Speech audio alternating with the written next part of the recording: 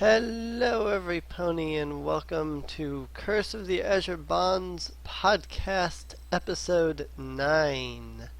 The party is finally leaving Tilverton and heading off to Ulash.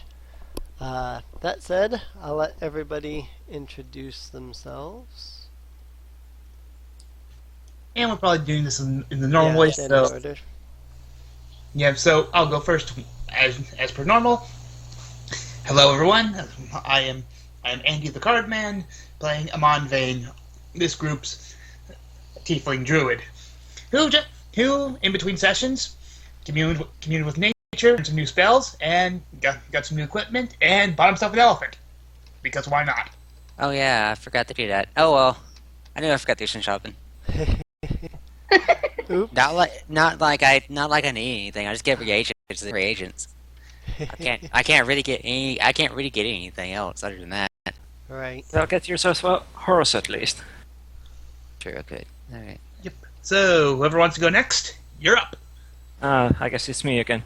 Well, I'm Janne and I'm playing Halima, the halfling again, the warlock one. And at the end of the last session, she got ennobled by the king, and I guess she now has a plot of land somewhere. I really have no idea where it is. I haven't really put any consideration into it. Yeah, it doesn't really matter. Probably in the midst of Cormyr somewhere, which is further off to the south. In the desert? No, the south. It's like you see where Tilverton is. Go like southwest down that We corner. did ask And that would be for Cormyr. certain things in the land, didn't we? I asked for land. I'm getting my own alchemy shop. Yeah. Yeah. I think everybody pretty much asked for land, which again would Except be, for Amon. yeah. I'm banking my favor in case we need it later. Yep. Always have that ace up your sleeve. But it's basically somewhere in Cormyr, which is to the southwest. So pretty big Yeah. area. Halima It's just didn't not on mention the that map. she's a warlock, but I suppose the wizard would have noticed. Anyways, that's about it. And whoever was next.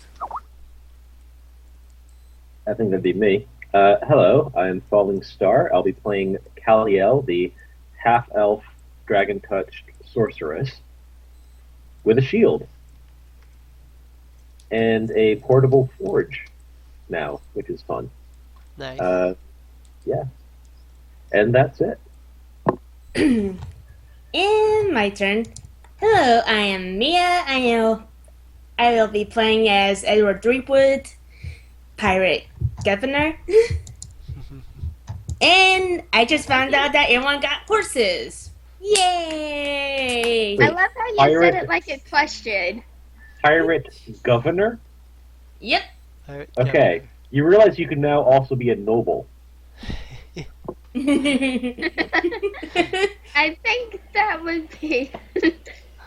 Yeah, that's what I was trying to go for, but I didn't know what to do because he is a pirate and he's also a noble. So Well, just become more noble. Edward Threepwood, well, he no pirate. No more pirate. Right? well, he's dressed nicely and such. Right. Okay. Next. So I guess it's me now. I'm Miss, and I'm going to be playing Selena Illidan, as per usual, who has a warhorse now. She's upgraded her armor from scale mail to half plate. So yeah, Oh And crap, she- we leveled up too. she's got new spell too. So yeah, that's it. Nice. I think that's me now. I'm pretty sure it's me. Anyway, so yeah, you can tell someone's not organized right now today. I am Zero Suzuki, and I will be playing Marie and Chim. I still need to get shit done that I forgot to do. Because I've been busy. But leveling up, right? Yes. I did that right when I remembered. Oh crap! I didn't level up Edward. I haven't bought any money yet. I need to buy potion stuff, and I need to get a horse because now I'm not walking on foot now. Yeah. Right? Oh God! I just thought of something. What? I had to get a horse. Chim has to get a pony. No,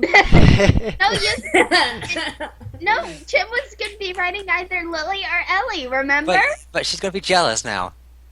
You know, they could always hitch a ride on the elephant. I'm gonna put your room up here. If we were still using Matos, I would give you my Kenai token. You could Chim. also give Jim a Mastiff, you know. I'll buy stuff later. I need to talk to them anyway about getting the reagents anyway because I don't know how much the greater healing potions are going to cost me. That is a good question. So we'll worry about that when we cross that bridge. Yep. Because I have to you buy. totally see Chim riding into battle on the back of a Siberian husky? So yeah, we'll talk about that because I still have some potions I can't I still haven't used yet. I was thinking maybe if I got the gold down right. Yeah. I'm not on top of my game. I've been doing I've been very busy. Yep. I've been pretty busy this week too, so I understand. I had 7 hours of raiding last night. Wow. Anyway, I am Serenink, the Dungeon Master, and no longer playing Thalia because she is no longer in the group as of the last episode. If people remember that. Yeah, what was that potion? That potion. That potion with the fireweed thing? Oh. Do your strength or fire resistant potion? Hang on, let me... I didn't open my Curse of the Azure Bonds info file. Yeah, because I would know what that is now. Yeah, because I just realized I hadn't opened my Curse DM stuff. It's a Potion of Strength. Oh. Okay, so now I know how to make that. Strength. It's gonna be interesting. I'm gonna be giving that to our ranger. I think it... Really? I think it Everything increases... goes to me now, doesn't it? Yeah, I think the Potion of Strength increases your strength to like 19 or something like that. Or I could do it. Like or I could drink it and an Chim hour or gets to something. boost. That's not a bad idea. That's not a bad idea. I forgot Chim can actually use my stats. I don't remember what I made the Potion of Strength do.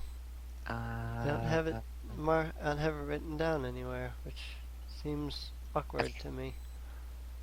Nope. I don't have it written down in any of the magical stuff in the Curse of the Azure Bonds index. Oopsies. Okay. Yeah, the Potion of Strength gives you 19 in your strength for probably 10 minutes, I would say. Okay. 10 minutes. Okay. So, 10 minutes. like 100 rounds? So, what level are we again? Because I have to... Level 7. We're level 7. Okay, cool. Everybody's level 7. What do I get level 7? Okay, disability modifier. Cool. Alrighty, so you awaken after staying a week in Tilverton, doing your various things in the city. You pack up your gear, mount your horses, ponies, and elephants, as it appears somebody has an elephant.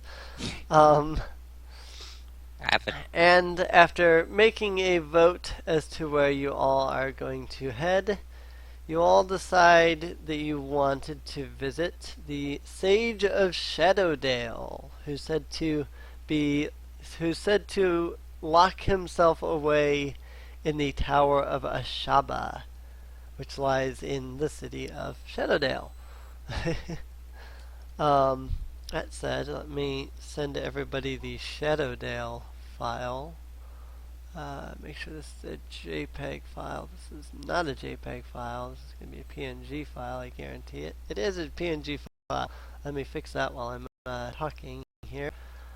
So you all mount your various mounts and begin to make your way off to the north towards the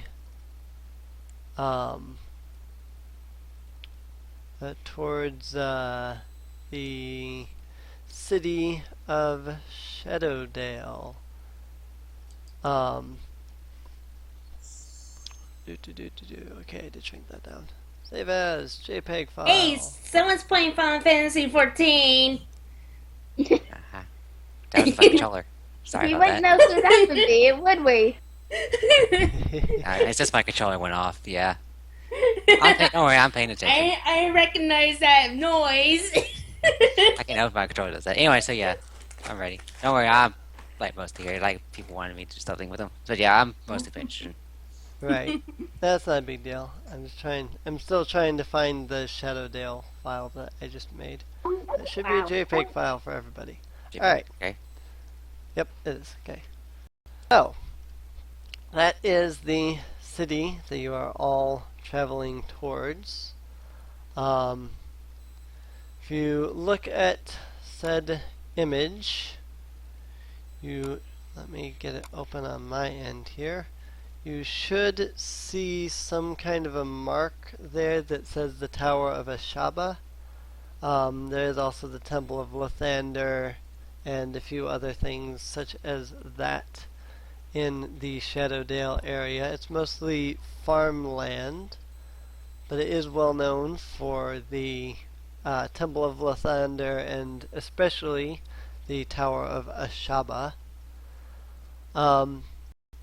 So, you begin your trek from the city of Tilverton that lies in the Tilverton Valley off towards the north into the Shadow Gap.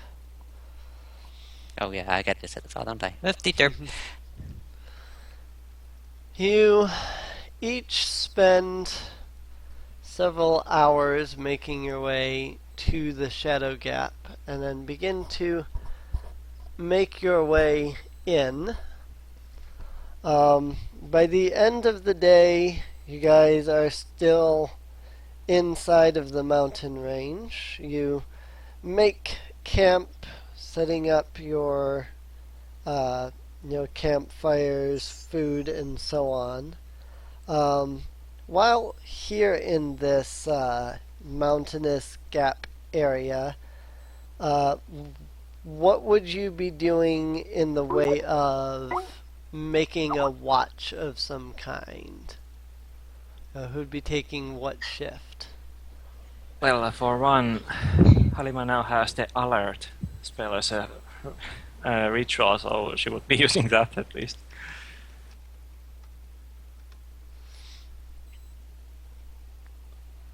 Let's see. I've got dark vision, so Amon can take second watch, even though Selena also has dark vision. I think most of us have dark vision. So whoever doesn't have dark vision, you either take first or you either take the first or the last watch. They should probably take them a first watch because that's probably when the fire is going to be the brightest. Does anyone here have the alarm spell? Yeah, that's what I meant earlier, not alert. Alarm spell. Yeah. Halima has that. Alright, well, you can cast that. Yeah. Pretty much surrounding the camp. As for who stays up and watch, it really doesn't matter as long as we decide. Kaliel is usually up early, so she could take second watch. Selena's I can't full take first elf, watch. so she does. Selena's a full elf, so she doesn't need much sleep. Only 4 hours. Yeah, technically Right. Ray does too, but Chim's not gonna get up. Chim's going like, fuck you bitches, I'm staying asleep. Right? And he's saying that in character? Yeah, she was saying in character. She gives no fucks. If we need to, I'll have Horton pick her up. That's Yeah, Jim. my elephant's name is Horton. Deal with it. Makes sense Horton to has me. a If I owned an elephant, that's what I would name it. Wait. So your elephant's name is Horton. That means instead of the owl perching on Edward's tent, it perches on the back of the elephant. That way, Yes. it can hear a who. I knew that joke was coming.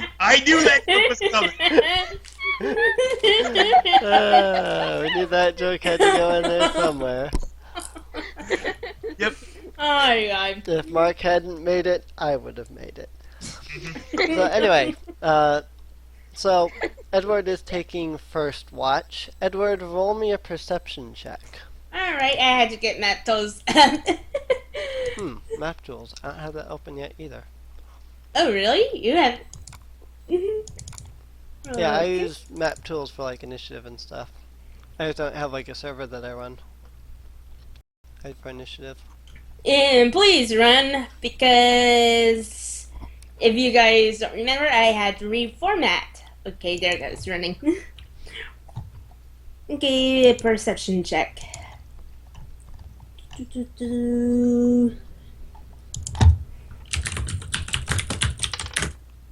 11. Alright.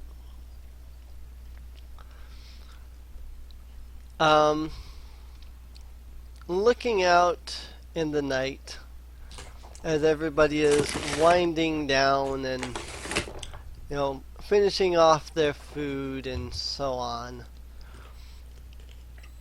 you think you see a shadowy figure moving nearby. Edward stands up. Zenzik grabs his attention and he's going to try to look towards where he saw the shadow Alrighty. and draw out his weapons. It's probably going to be a bunny. You hear a voice speak. You hear a voice speak. Whoa there! Don't you remember me from last time? Don't sneak up With that, the shadowy figure actually steps forward towards you. It takes you a moment because you actually you were playing in the first session, right? Yeah. Yeah, that's right. So you were here for that. It takes you a moment, but after a moment, you recognize this man. Being the bard. Recognize him the best that you can, being that he's still cloaked in the same fashion and everything.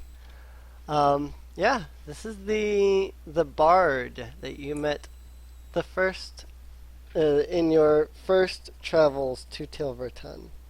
Selena will Wait, look up her attention drawn by Edward pulling his weapons.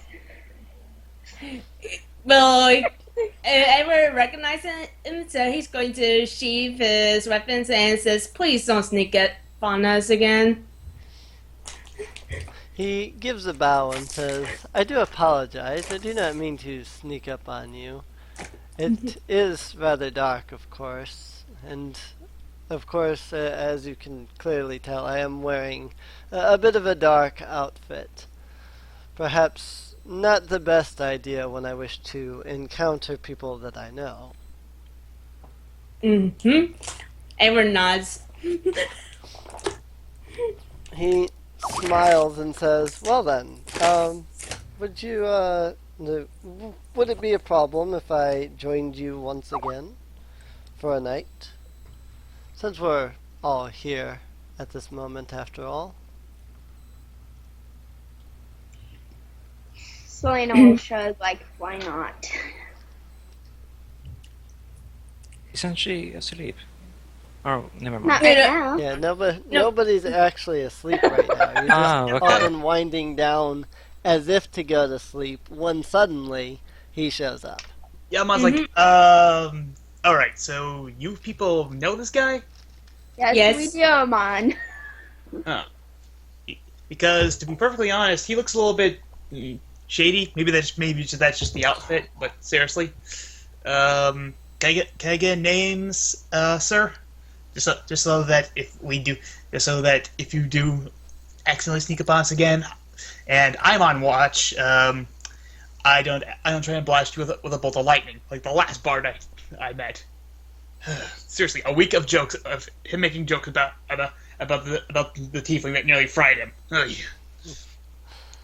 The bard scratches his chin for a moment, thinking, and he says, but to be truthfully honest, what exactly do names matter?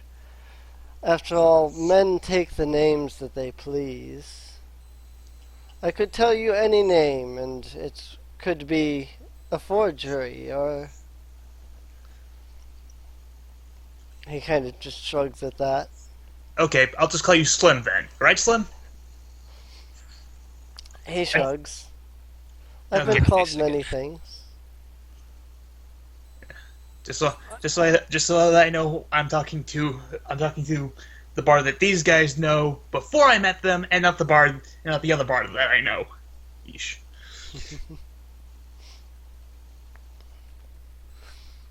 Well, before he enters the camp, Halima is going to remove the alarm spell and recast it with him alone inside the camp, so there's Alrighty. no noise. Alrighty. He comes over, he sits next to the fire. He promptly pulls out his instrument, of which I can't find in here for the life of me. It's a trumpet. Kidding. It's a yarding. It's an 8-stringed guitar. I found it. It's a tuba. So he I pulls don't out think his... he could carry a tuba hidden. Look. He draws his yarding off of his back, and he gently begins to strum it as he looks around. He says, "Well, it has been some time since we last met each other. Have you perhaps any new stories to tell since the last?" We beat someone's ass. What? Just me, Slim. We saved the life of the king. I think the king was going to be fine anyways. We saved the life of the princess. I know, right? The king could Either have stood way, by himself. royalty. Right. Yeah, Slim. Good thing you're already sitting down because we've got a long tale to tell. So Anamon pretty much recaps to him what happened in Tilverton. At least in his eyes, with I can see the party occasionally correcting him on stuff he got wrong, and bring up the fact that he got possessed, and then she going, oh yeah, I did that. I punched that guy. I punched the guy in half. Wait, what? Right. So the bard sits there and listens to your tales. After a few moments, he nods and he says, "Quite a tale. I must say that I have heard some of this, but I was not informed of all of it. It is definitely hearing it from the ears of your hearing it from the mouths of the people who actually did the adventure is certainly much more entertaining than hearing the story secondhand." Yeah, what can you say? It's always better to get it straight from the horse's mouth. No offense to our horses. Or our elephant. Jeez. I know, right? We have an elephant. Being sexist. I mean, racist. The phrase for the elephant trunk, is it? Never mind.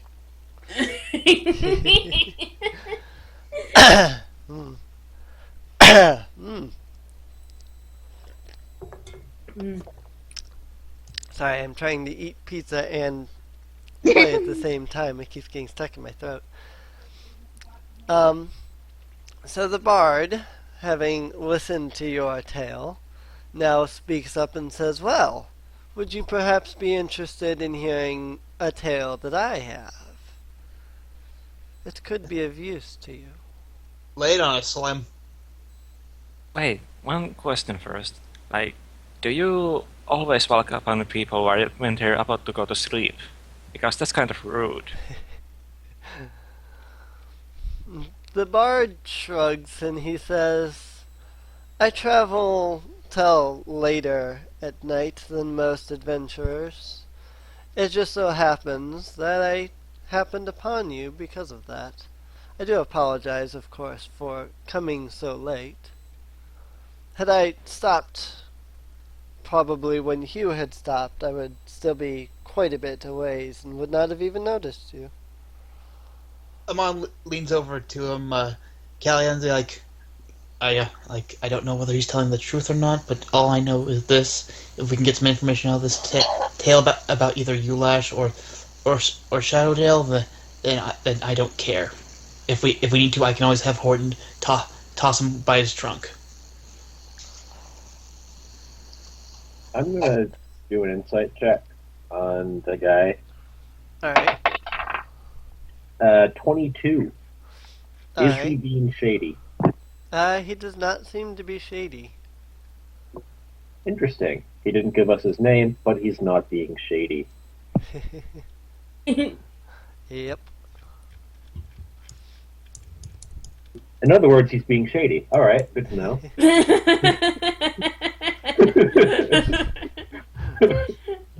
Just note, Selena will have been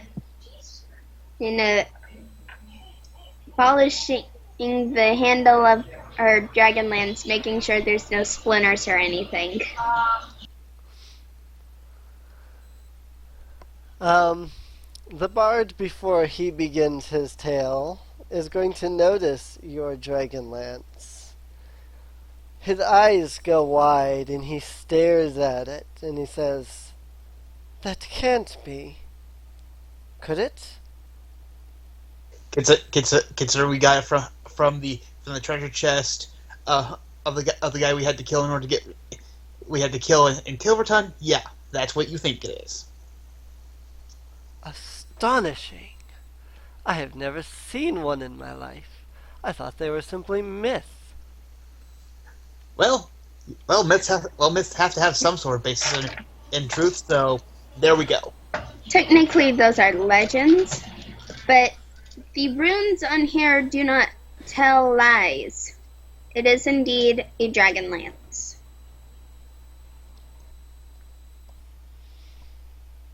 The bard will just stare at your lance for a few moments. He kind of looks at you with kind of a look that says he would love to just put his hands on it and touch it for a moment, but he doesn't say it. Gimme. Yeah, he only does it for a moment though. Like he has these like puppy dog eyes for a moment, and then he just kind Selena of looks will away. hold it out to him. To The touch, bard, Go but ahead not and to examine take. it if you wish. the bard will take hold of it, assuming that you allow him to actually take it. He will do so. Selena will be keeping a close eye on him while he's holding it.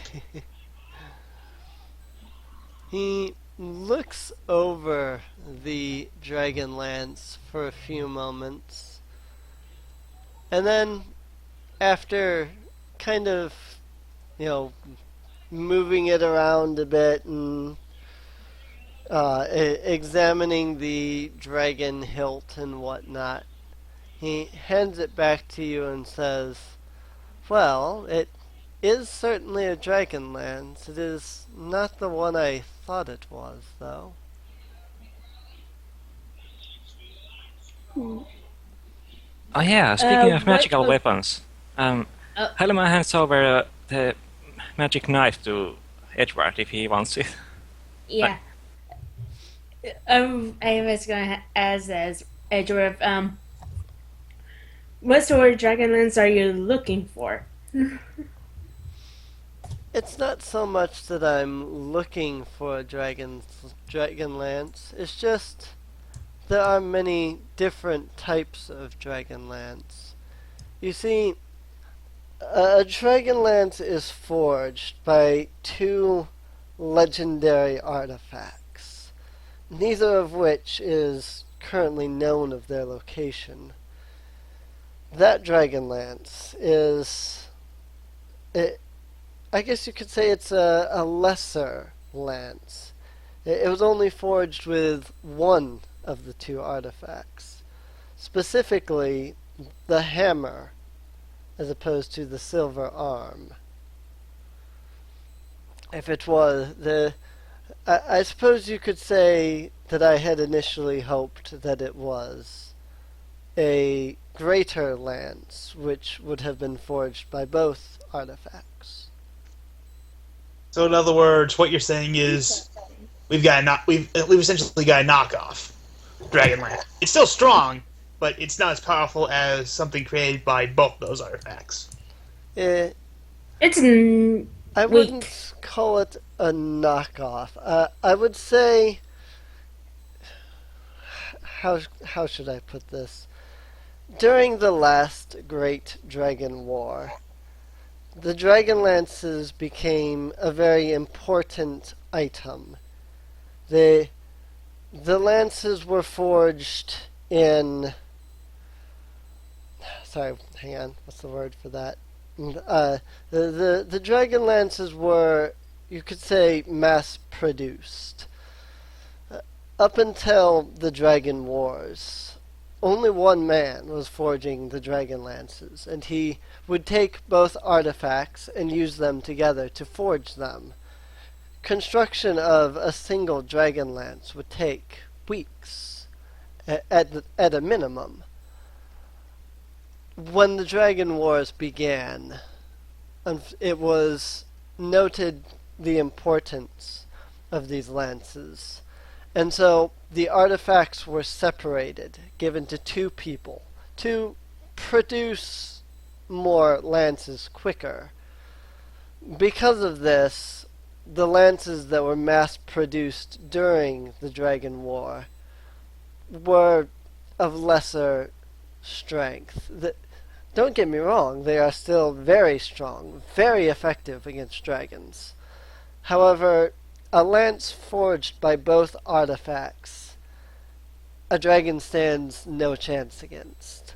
A single stab with a greater dragon lance would render the great ancient, even an ancient dragon, dead on the spot. Well, that's good news for you. Sorry, miss, I keep forgetting your character's name. I keep mixing Selena and Selena, you had it right. Yeah. So in characters it's like, well, Selena, looks like you've got something else to shoot for. A greater dragon lance. If we happen to find one, well, we know who we're giving it to.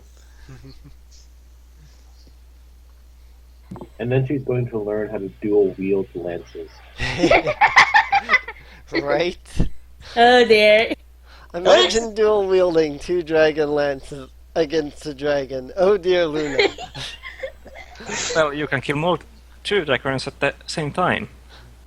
This one kills you. This one kills your corpse. Right? Talk about overkill on dragons in that regard. Talk about unstoppable force. Won't be as overkill as fire on Radatha, but... Right? I'm sorry. Yeah, anyway, that was still over. That was last week was still overkill, but anyway. Right. So, Sir Bard, thank you for telling us about our young ranger's lance. Any other tales you wish to spin before we adjourn for the night? Yes, I do believe I was going to begin a tale, wasn't I? He once again begins to strum his yartar, or whatever it was that it was called. He He doesn't even know what's called. he begins to strum his guitar.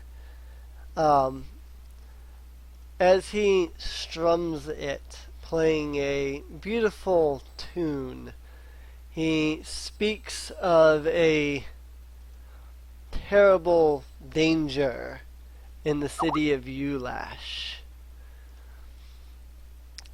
The tale he tells you is of a cult in green swarming the city, taking down even the red plumes, who are the guards of the city of Ulash. He says they vanished into a hole and were not seen again.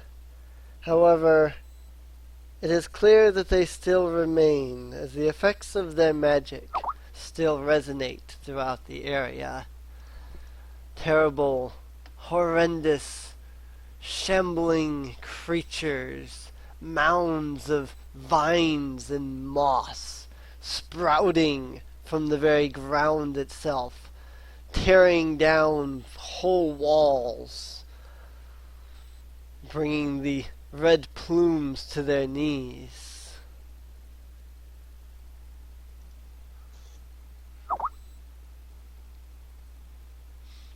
So, what is that monster? Amon's gonna, after the bard's done, Amon's gonna say, like, okay, if I'm getting this right, you're saying that there's one, a cult in Ulash, and two, that it may or may not be making undead creatures to snuff out the remains of some helpful red wizards that are there. Not red wizards, red plumes. They're warriors. Right, my bad. Sorry, just but still, cultists and undead. If I wasn't actually, pardon me for a bit. Amon gets up, walks away from camp. Next thing you know, you see a bolt of lightning strike at the side of the rock face that's closest. Because as we've established, Amon hates cultists. The bard will speak up after you return, to which he says, not undead, as I said, moss and vines, more plant life than undead. So they're using Sylvana's beauty against the town. One moment, he walks off. Another lightning bolt. Comes back.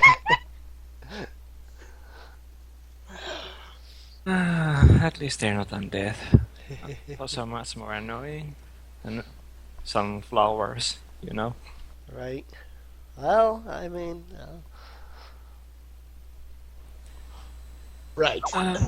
Anyways, that dagger, and Halima pulls off the +1 dagger and turns to Edward, and you should have this, and very carefully offers it without avoiding any swinging motions.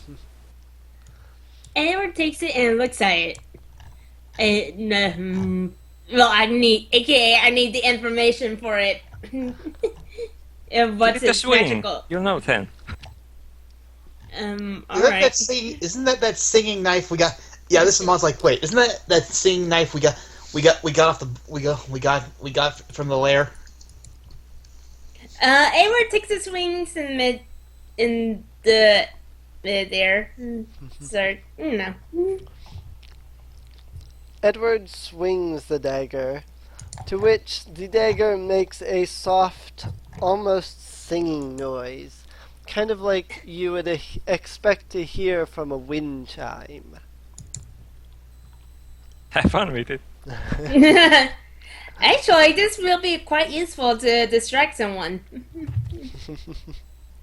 Like, throw it somewhere, it makes noise, and then attack from behind. Yeah. Sounds Well, pretty just good to me. don't lose it. It's a magical dagger after all. It's a magic dagger. She wouldn't be able to, or he wouldn't be able to lose it. Oh, okay. If Edward were to attune to the dagger would return to his hand after 30 seconds time if he's not holding it or it is not sheathed. Okay, it's singing magic dagger. Any other bonuses? Its technical name is a singing magic dagger of return +1. Anyway, So no, I'm does pretty it give sure it to that's attack rolls or something? Yeah, How it's +1 to attack rolls and stuff, but that's Yeah. standard for +1. So Yeah, okay, just checking. +1 to attack rolls, not damage, right? Or it's both attack rolls and Okay. damage rolls. It's a +1 weapon. Gives you +1 to attack rolls Okay. and damage. It also sings and returns to your hand. The returning thing is only if you're attuned to it, however. Alright. How And long we're does it not take? and cheese it. I said sheath, not Yeah. yeah, okay. It sounded like you said Thank you. cheese it, but I know. I realized that too. It's like, oh, I mean, I said sheave. Yeah. So anyway, the bard finished with his tale and so on. Kind of looks back towards the fire. He promptly pulls out a small thing of meat, which he places on a stick and holds and sets it against the fire, letting it cook while he is listening and talking.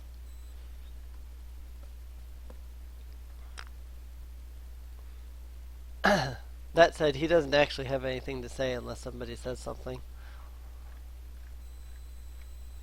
Like you smell weird.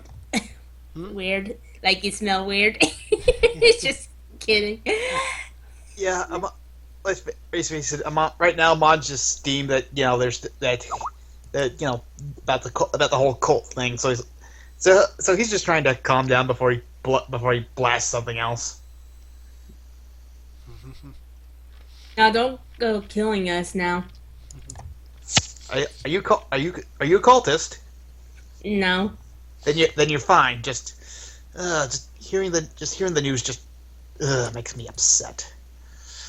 If you couldn't already tell by the fact that I blasted the mountainside twice with lightning. I can tell.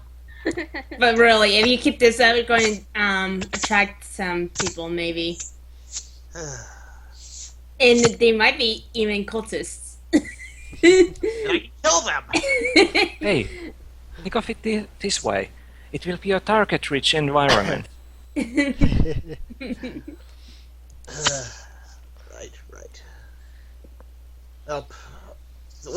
When it comes to the last watch, somebody get me. I'm gonna nod off for the night. And with that, Amon goes next to Horton and pretty much lays next to him while he tries to get some sleep. Alrighty. As long as the elephant doesn't poo. And Halima returns to the retainers and goes to sleep after checking the alarm spell that it's up and good. Alrighty. Kaliel has second watch, so she's going to go to sleep too.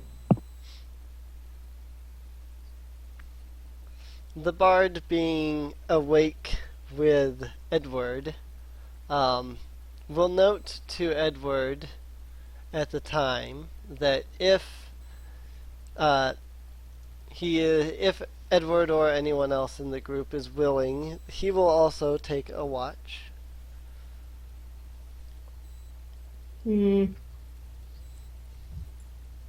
He says, I mean, I did last time that we were journeying here.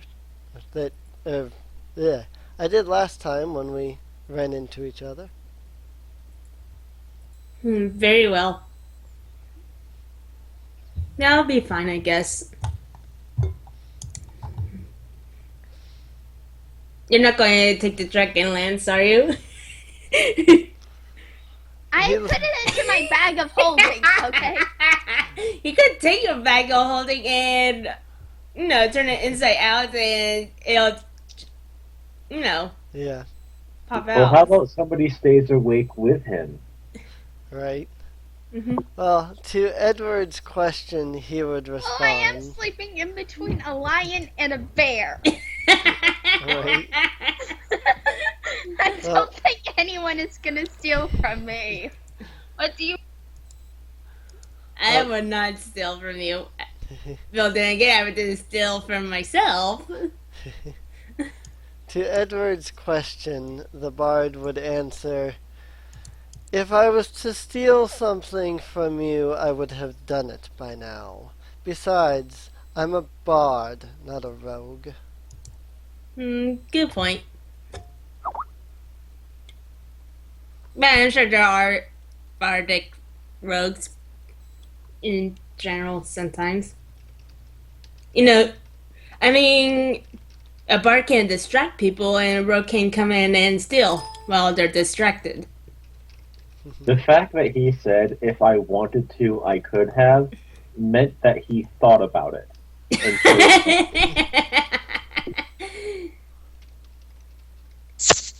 And I think that needs to be read aloud.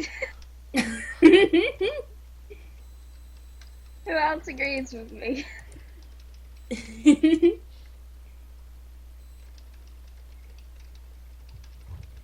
Well, Edward is going to allow that the bard can stay for a watch.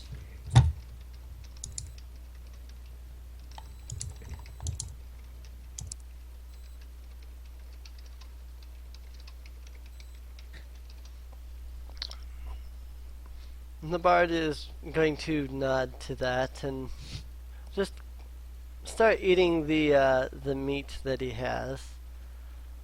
After a few moments, though, he speaks up and he says, I just finished telling you of Ulash. It's strange. I heard an odd rumor the other day. Well, maybe you wouldn't be interested in it anyway. Well, tell me anyway. It might be important.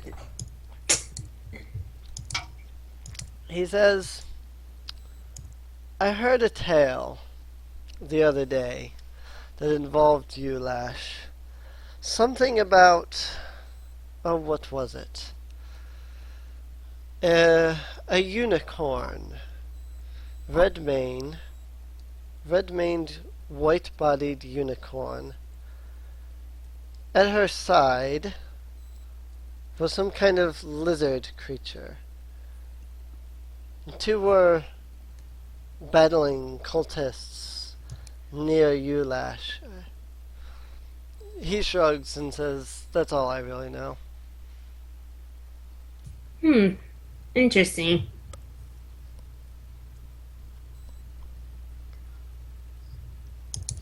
Still, I thought it odd. A unicorn. I don't know.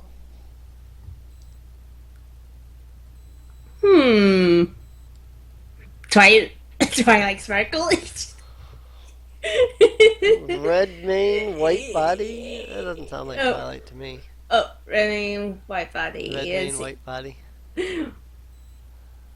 Rapid Dash. It's Rapid Dash. It could be a ponytail. You never know. It could be a ponytail.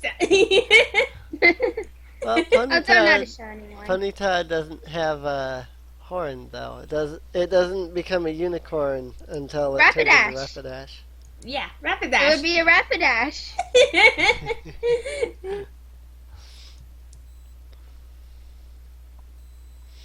And yes, there was one moment where Twilight turned red and white, and that was when she was angry.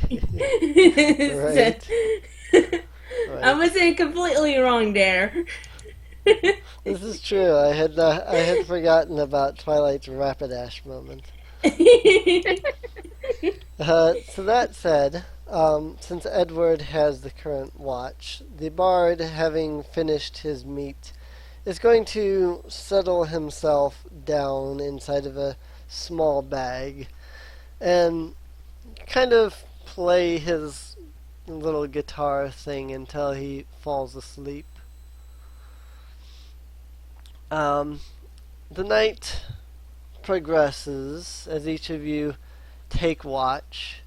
At some point during one of your watches, one of you notes that the bard awakens. He comes over, sits down next to the person on watch. It doesn't really speak. As the sun begins to rise, the last person on watch gets up and awakens the remainder of the sleeping party, to which, as soon as they turn around to look at the bard has disappeared. Knowing Amon's luck, he'd be the one waking him up. He's like, "Wait, how did he? What the?" I was like, he did Right. this last time, Amon. Don't worry.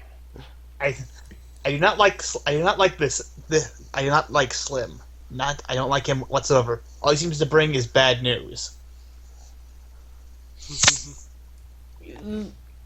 Still, let's get once everyone's awake and had breakfast. Let's get rolling.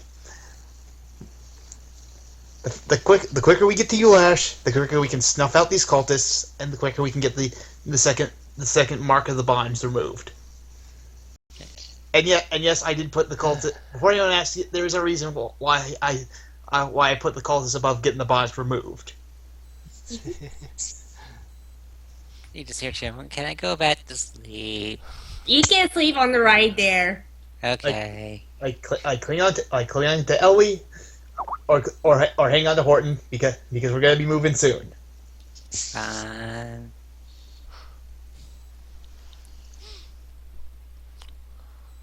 Actually, I don't think Chinwell had to hold onto Horton to sleep on him, being how small she is.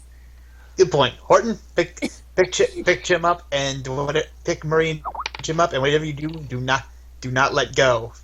When they fully wake up, we'll stop and you can set them down. Last thing I need is us get blamed for something else. Right. Alright, so you all awaken, have breakfast, get yourselves back on your mounts and so on, and you begin making your way forward through the pass in front of you. Suddenly, you hear a loud thump. Crap.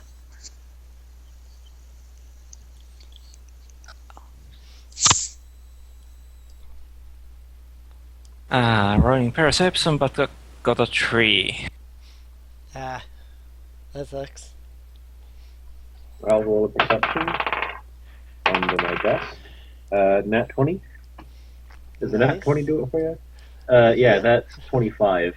I got a 25. 14 for a perception check.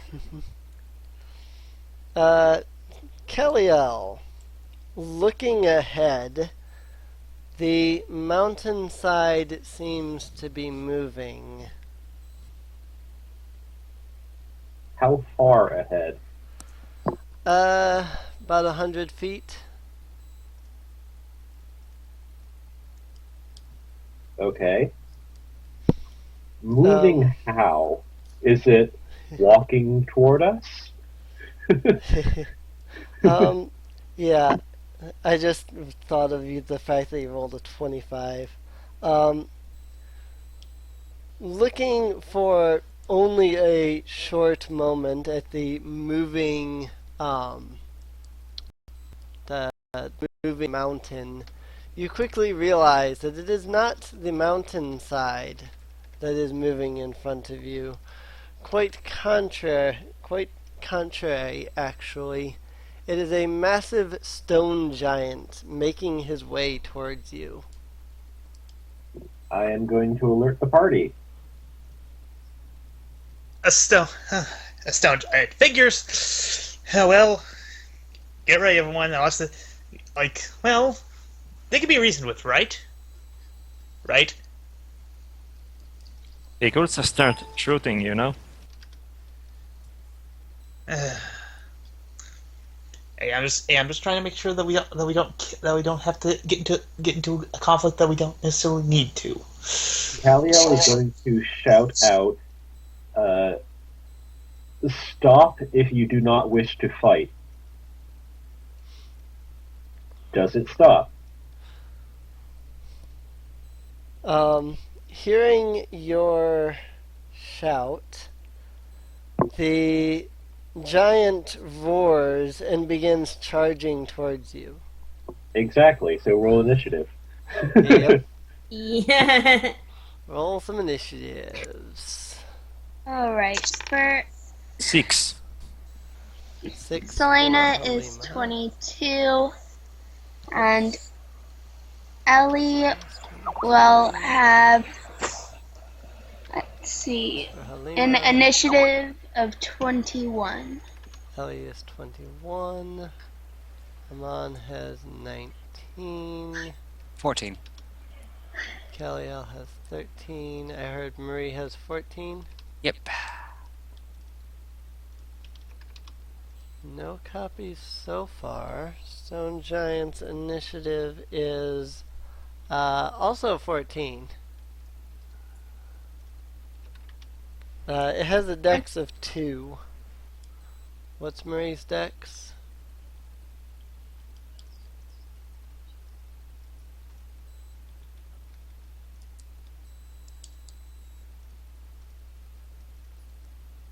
Muted? Oh, what? Sorry, was that to me? Oh.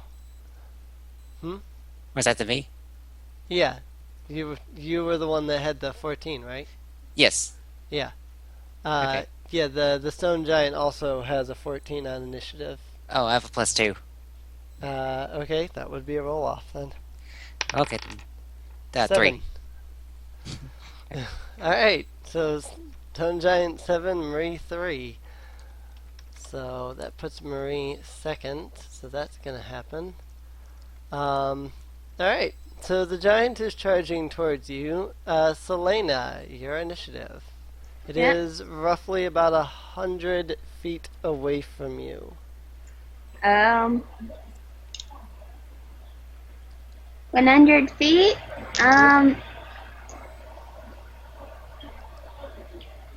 This turn, Selena will dismount off of her warhorse because it is a giant. And that'll be it. I'll let it come to me. Alright. In that case, your lion, Ellie. Ellie will probably just charge at it. So she will have the distance between the giant with a speed of 50 feet. Alright. Moving 50 feet. Alrighty. In that case, then Amon. Okay. Well, time to get creative. About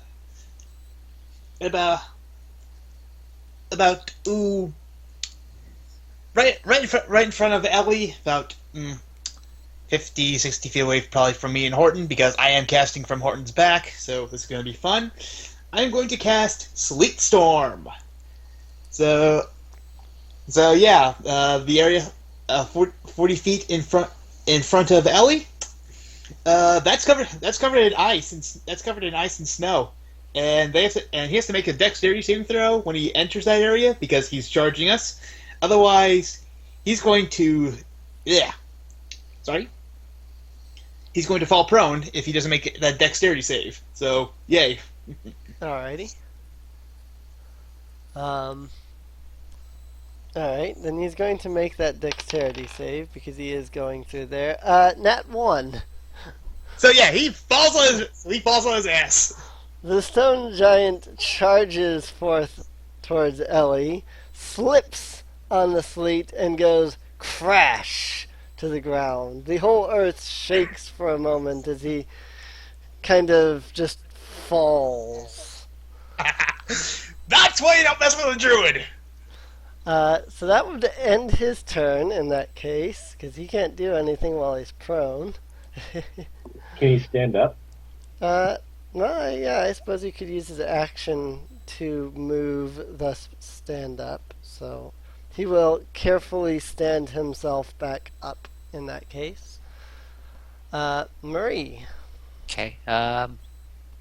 Jim's gonna jump off the elephant, and then I'm guessing it's too far away. So Yeah, he's about 80. He's about 80 feet away from you now. He was 100 feet. He moved 20 and fell, and that's Okay. why he's 80. All right. So well, James is gonna be like, fuck that, and Marie's gonna go ahead and launch some fire at it. 26 versus AC. Yep. Give me like a second. I'll roll damage, and it is 8 plus that 9 damage, non-fire damage. 9 fire damage. Quackulator. I need my quackulator. Okay. He barely notices. Okay, well, did my thing. Kaliel. Alright. I'm going to move up to about where Selena is, and I'm going to throw a ray of frost at him. That's a nat 20. Nice. Where were you when I needed you? Oh well. So nice. Yeah. So that's 24 cold damage, and his speed is reduced by 10 feet. 24 negative 10 feet. Okay. And that's it for me. Edward. And he's still not nearby. Yeah, he's still 80 feet. Yep. So let's see. And he can only move about another 30-ish because Ellie's there. And that's if he doesn't get pushed back by the oncoming Eldritch bolts. This is also true. Yep. Not to mention, But he has to, get through. Every time he starts in the sort of sleeted zone, he has to make that dexterity save and if he doesn't make it, well, he falls again and has to waste his action to get back up. And it's difficult terrain. So if you want to get pummeled by a stone giant, by all means move right up into melee with him. Otherwise... No, actually I was going to go ahead and try my hand crossbow, even though I'm going to get, disadvantage on it? Yeah. Why? It's not prone. He stood up back up. Yeah, I know, but my range is 30 to 120. Yeah. 120 with disadvantage. Yeah. Edward would have to move up considerably because it's 80 feet away now. Yeah, So so that's why it's not have going to be disadvantage. disadvantage. Right. You need to get him a longbow sometime. So, alright. Shoot with your crossbow with your disadvantage. No, not one. Not a dirty dice. That'd be ridiculous. 12. Will that hit? Nope. Yeah, my edible was 22. I wish I had that one instead. Well, it happens. Yeah. But again, he's not going to get close to it. He's not that stupid. Right. He's a governor. Alrighty. Then he'll stay where he is, I assume. In that case, Halima. And it's the electric bolts from horseback. And that's a critical, and other one is a 21. Both hit.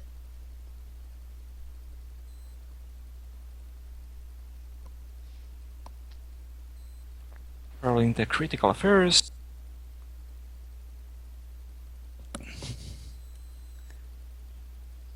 And that's 19. And the other one is 4. And it's 20 feet of pushback. 19 and 4. You said? Yeah. 19 and 4. Alright. And pushed back 20 feet. Alright. He has been pushed back 20 feet. He's not in the sleet anymore, but he still has to walk into it if he wants to move closer. And he's slower now and everything. Yep. And that's it. Just staying to the back with the horse. Alright. Selena. Alright. Now Selena will move up so that she's next to Ellie, who's staring at the sleet. And she will fire her longbow at the giant. Alrighty. Will an 11 hit? No. Okay. Second. If 11 won't hit, a 4 won't. Nope. Alrighty. And Ellie, seeing the sleet and seeing how the giant is failing in the sleet, will not do anything this turn. Alrighty. Amon. Okay. Amon is going to, for one, keep his concentration on the sleet storm. Then he's going to get off Horton and move 30 feet closer. Then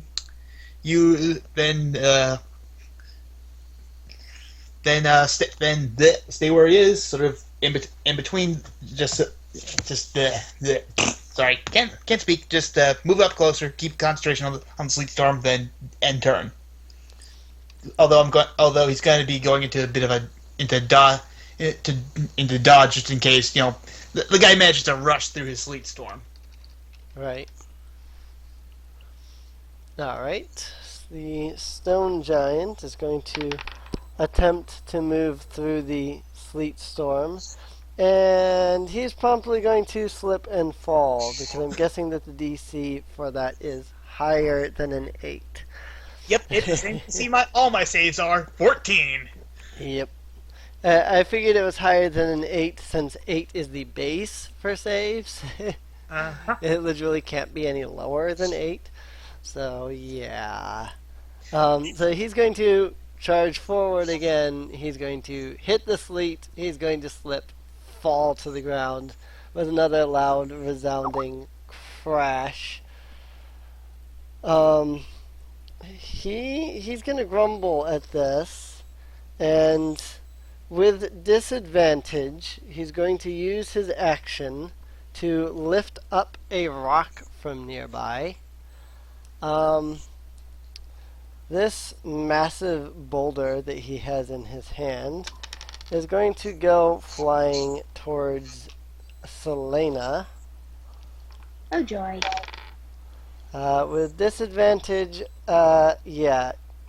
The boulder goes Oh wait, flying... no, I can only move 35 feet up. Yeah. Ellie was 50, so I'm 25 feet behind Ellie. Oh, well, then it would go after Ellie. In either case, the boulder leaves his hands and then lands like 20 feet away from Ellie without any thought. Something about That'll still scare Ellie. something about having disadvantage and rolling a 1 on both dice. Oh, wow. So Marie. It's too far away for Chad to punch it. Sad face. So I'm just gonna lob another spell. It is prone. I should. Oh shit! That means If it didn't stand up, it threw a rock.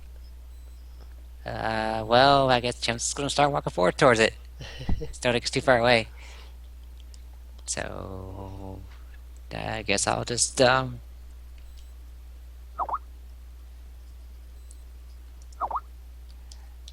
okay.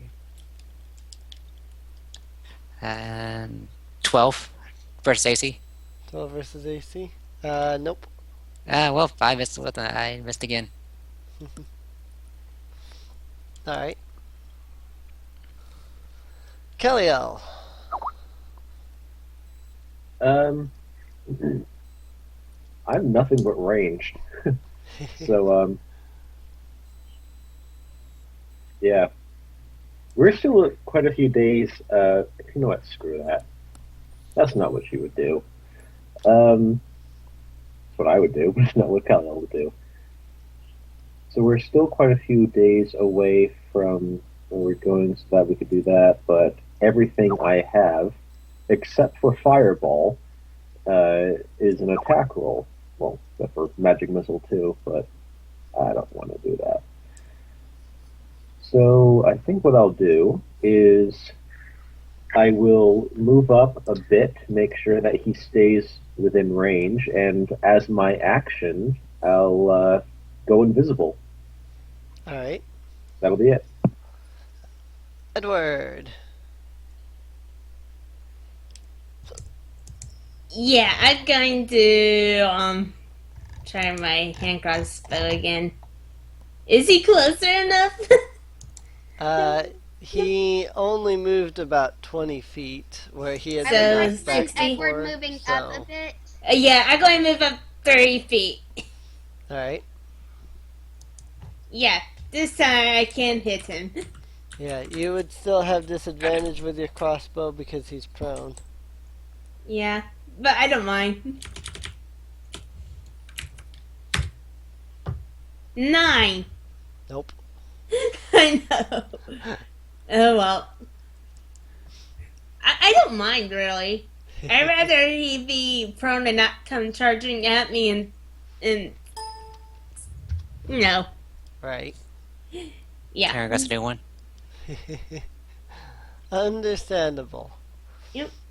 So, alright. Halima. Yep. Should I shoot him again? Like, is there... What happens if you push back something that is prone? Do they You still still push stay it that way? back. Sorry? Yeah, you What? still push it back, but because it's prone, you have disadvantage on your attack rolls. Yep. So what you Uh-huh. could do is you could ready your action for when it stands up. If he stands up. Well, I guess I could just Well, shoot him. If it doesn't stand up, it's going to have disadvantage on its attack rolls. Right. Oh, that's true. Okay, readying to shoot it with the pushback bolts again if it stands up. Staying in the back otherwise. Alright. In that case, Selena.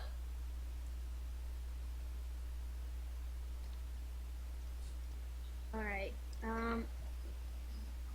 I will shoot my longbow at him once more.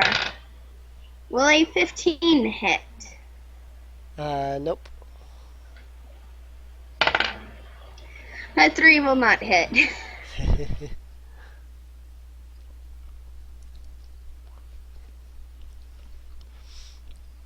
Alrighty. And Ellie is going to still not do anything. Except maybe run back a bit. Right. Yeah, she's gonna run back to me. Alright. Amon. Okay, this is turn 3 of the. So, Sorry. This lasts for a minute, so this lasts for 10 turns. So I'm having to keep track yeah. of when it goes out. So I was actually just wondering that, so that answers the question.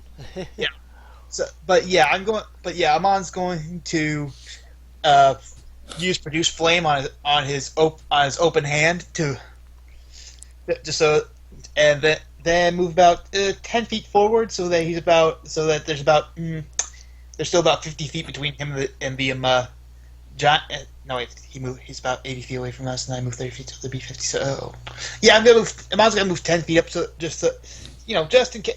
So just in case in case he gets up again. Essentially, he's going to move up to him, Serena and Ellie. Selena. Selena. So, Yeah. Sorry, but yeah. I'm still just sort of chuckling because my the first time I decided to use Sleet Storm in a while, and it's working swimmingly. Right. It's really hurting this poor giant. That's for sure. So yeah, me and Amon are done. All right. So, Sleet Storm. If he is already prone, does that mean that if he gets up, he's No, only affected by it if he moves? I'll get back to it. So give me a moment. I really should have bookmarked that spell. Sleet Storm. Here it is. Until the spell ends, freezing rain and sleet fall in a 20-foot cylinder with a 40-foot radius. On any point in the range you choose, the range is 150 feet. The area is heavily obscured flames and okay. Yeah, it makes it difficult to rain when a creature enters the spell's area for the first time or starts its turn there. It makes a dexterity saving throw, and let's say if it falls prone. But if it's already prone, I would imagine that it wouldn't need to make said saving throw, which means it can move freely this turn after it stands up if it wants to. Yeah. It is difficult terrain in the Sleet Storm as Yeah. well, so not entirely freely. Well, yeah, he'd have a speed of 20 as opposed to 40, but it's not too big of a deal. So in that case, the giant is going to stand to his feet, which is going to cause Eldritch Blast, or Bolt, or whatever. Yeah. Oh, right. Yeah. Ready action. Hold on. Yep.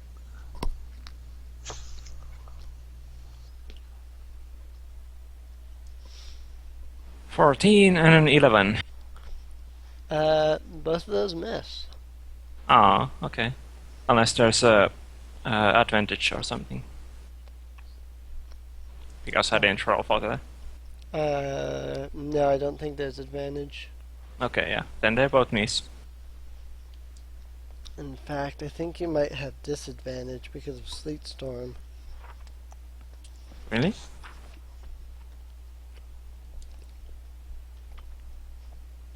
And the area is heavily obscured, and exposed flames in the area are doused. Yeah, I think because he's heavily obscured, you'd have disadvantage. Does that work like cover, or is it just something? Because if it does work like cover, like partly, then it wouldn't matter because of the feet. Yeah. Well, the Sleet Storm says, until the spell ends, freezing rain and sleet fall in a 20-foot tall cylinder with a 40-foot radius centered on a point you choose within range. The area is heavily obscured and exposed flames in the area are doused. Well, if I have a disadvantage, then I get to roll 2 more dice. Yeah, let me double check obscurity to be sure that I don't actually know what I think being obscured means that you have partial cover or half cover. No, you don't have disadvantage, but he gains a +2 to AC because he has cover. Yeah, like, is it full cover? Only full cover matters in this case because of the spell sniper, so I'm just asking if I need to get to roll 2 more dice.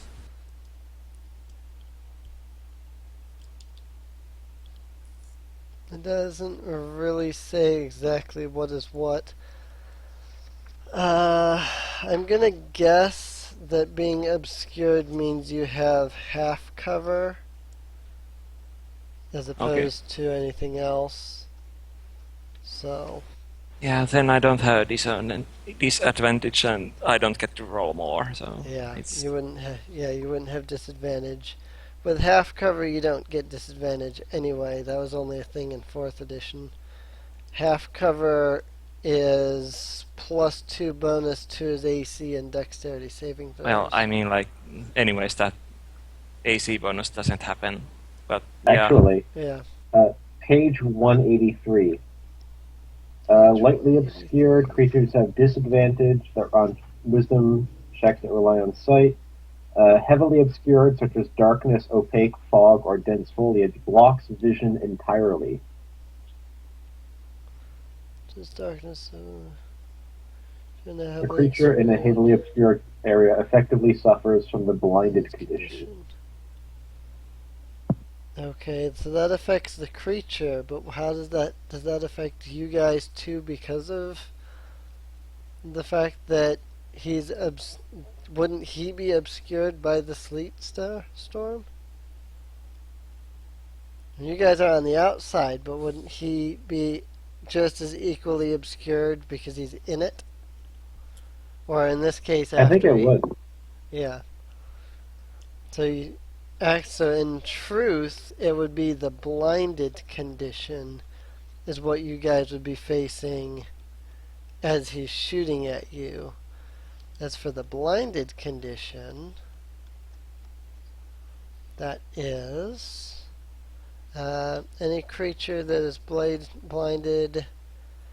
Attack rolls against the creature have advantage, and creatures' attack rolls have disadvantage.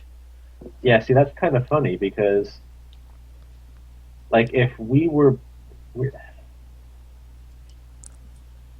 So basically, he would have advantage, or you would have advantage against him because he is essentially blinded.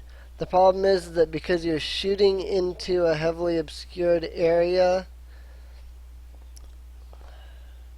it doesn't really. That's the thing. It talks about heavily obscured as if you're in it, but not if you're out of it. If he's blinded, then we have an advantage on him. But if we can't see him, then either we can't attack him at all, or we have some form of disadvantage. Right. Now that would cancel each other out, so we would roll normally. Right. Which is really weird. I think I could kind of see it if it was like, we can see him thrashing around aimlessly. We could, watch the shape move, and therefore we could, he can't get out of the way of our attacks. Right.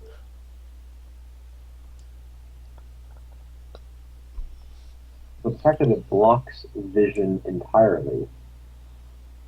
Yeah, that's the thing, because... Wait, hold on. How tall is a stone giant anyway? 15 feet. Okay, never mind. Because if he's taller than 20 feet, then we can just aim for his head. If he was taller than 20 feet, he'd be able to see over your attack anyway, so it wouldn't matter. So that would also be a thing. But yeah, it's a 20-foot tall cylinder, and he's 15 feet tall. At least I think a stone giant is 15 feet tall. Let me double check. They have a height chart. 18 feet tall, 20. excuse me. He's 18 feet tall. Oh, that is a huge thing. Okay, I definitely need to note that instead of just basing it on huge. Because, yeah, stone giants are 18 feet tall, and some of these others are still huge monsters, but they're like 26 feet tall. So,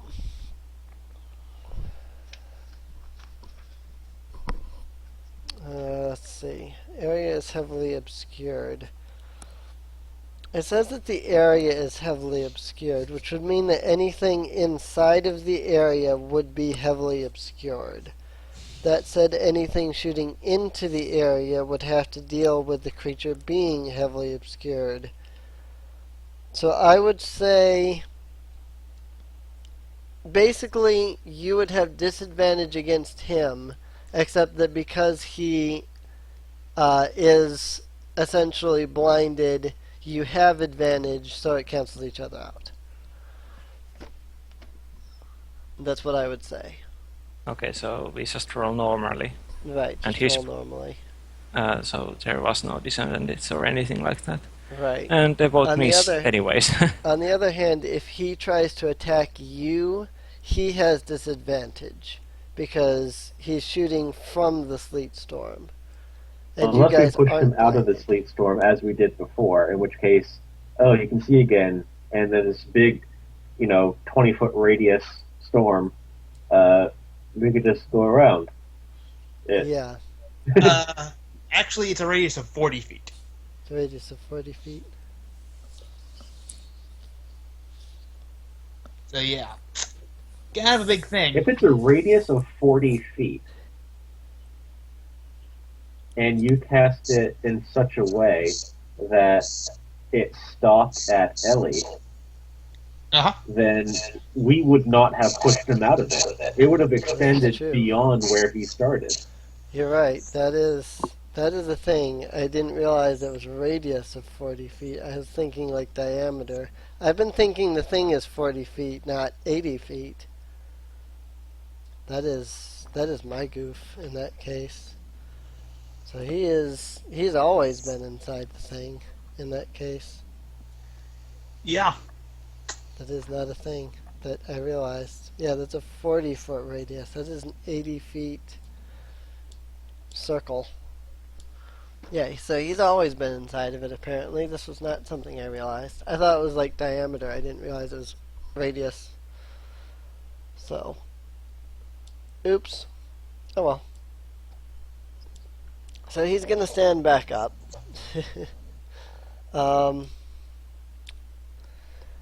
Yeah. He's going to throw a rock.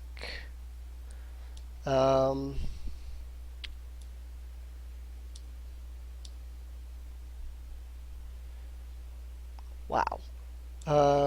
So with disadvantage, he's getting a 23 to hit on,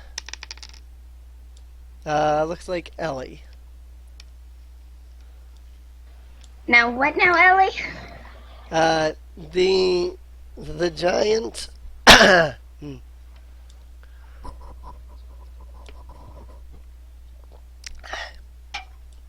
the giant inside of the sleet storm has disadvantage, but he's rolling a 23 to hit against Ellie's AC. Yeah, that'll hit. Ellie's AC is only 12. Only 12. Alrighty. That might hurt.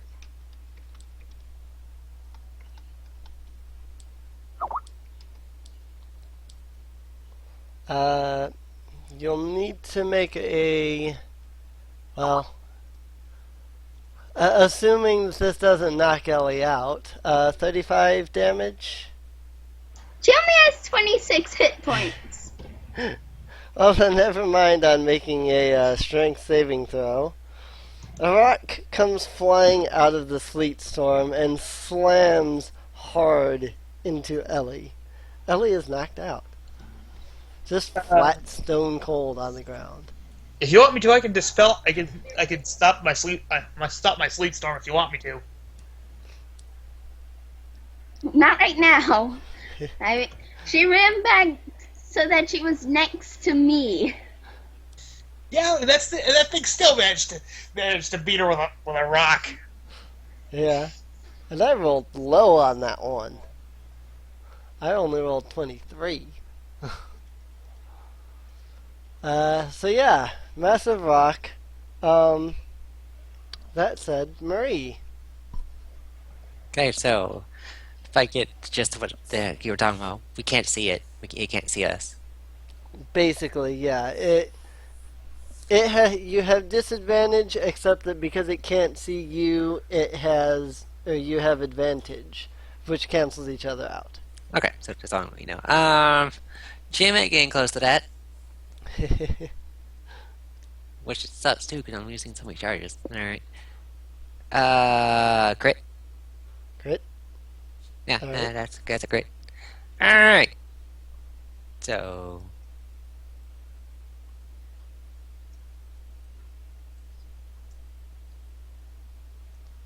12 fire damage. 12 fire damage. Only rolled 12 on a crit. Wow. I rolled a 1. I Ah, rolled a 1. I rolled a 1 and an 8. that sucks. Right, never mind. Alright. That's it for Marie. Yeah, she was like, "Can I just get back on the bear or the elephant?" I didn't do anything. Kellyanne. Alright.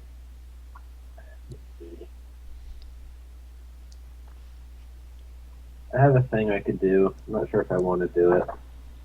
Ellie did just go down. That's bad.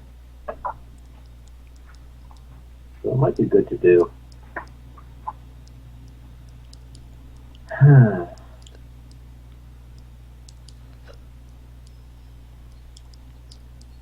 I'll take care of Ellie next round. Well, next time it comes to me, so.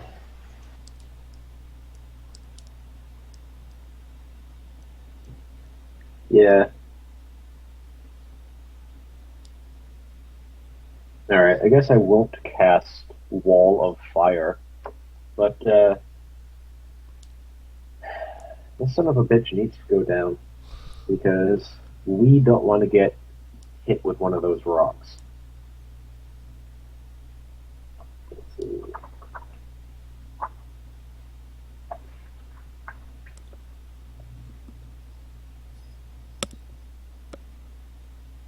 Alright.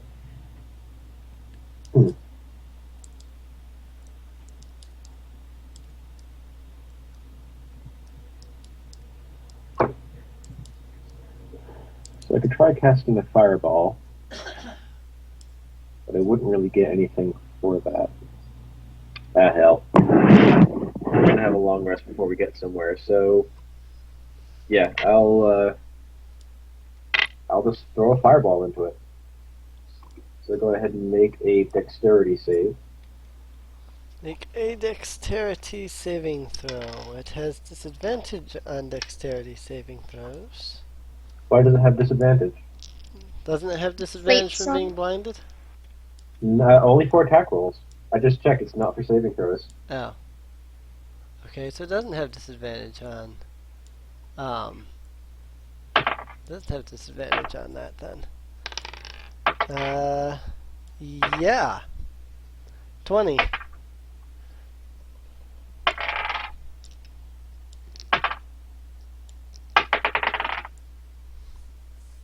Uh, 24 fire damage, so divided by 2, that would be 12. I rolled low on that.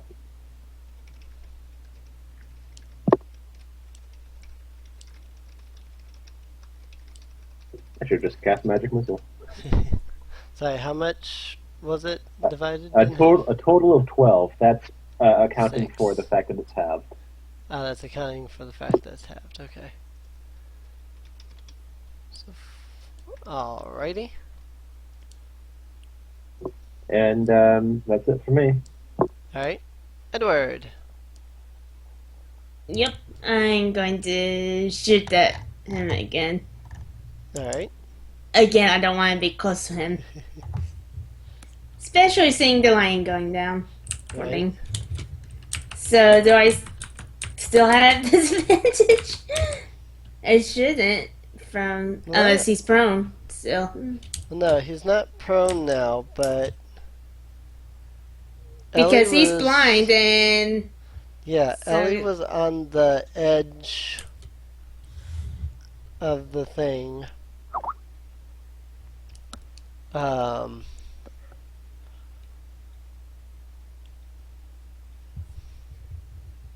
Problem is, I'm thinking he would end up actually being more than 30 feet back.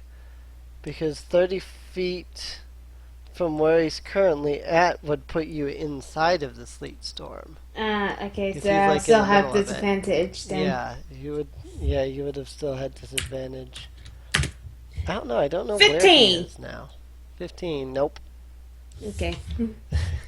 That is a lot higher roll. That is a for lot higher roll. Unfortunately, it's not high enough. Okay. Halima. It's so hard to hit that thing. Let's see. Pushing it back again. And 15 is the higher beam, so never mind. Alrighty. Selena. Yep, just give me a moment.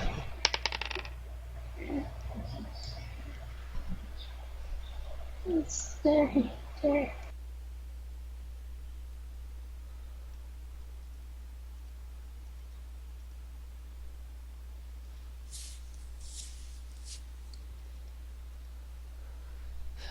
Yeah, it would be. Okay. Yeah. So Selena will cast Cure Wounds as a level 1 spell on Ellie. That will be 4 health to Ellie. Alright. So she's back up with 4 health. And Yep. prone. And then Selena will try to fire at That's the... an action. I have extra attack. Can you use that? I use Only my if you action take the attack to action? use... I use my action with Cure Wounds, and then I'm going to use my extra attack to attack the giant. With my longbow. Only if you take the attack action on your turn, Eh, which you didn't. Oh.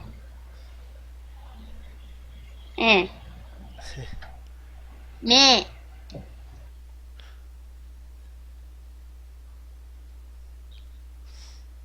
I guess that's it then. Alright. Well, Ellie's still up. Or rather, Ellie's up now.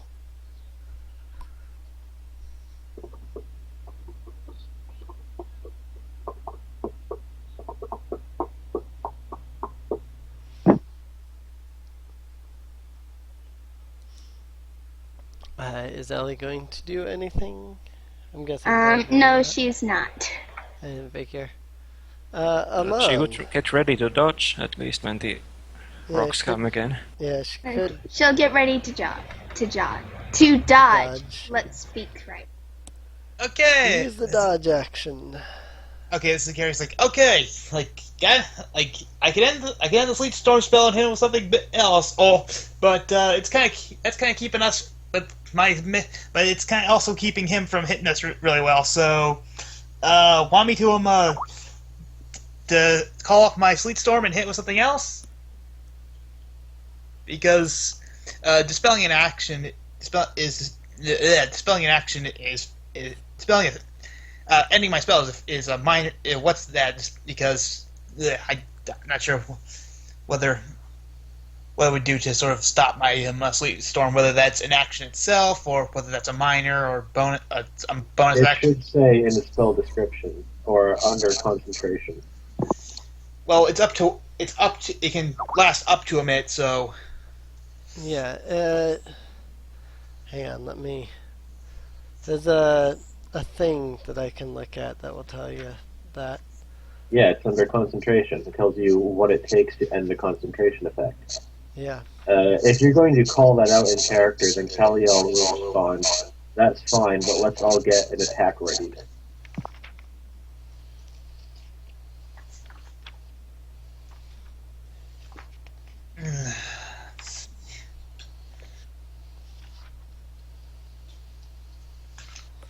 Actually,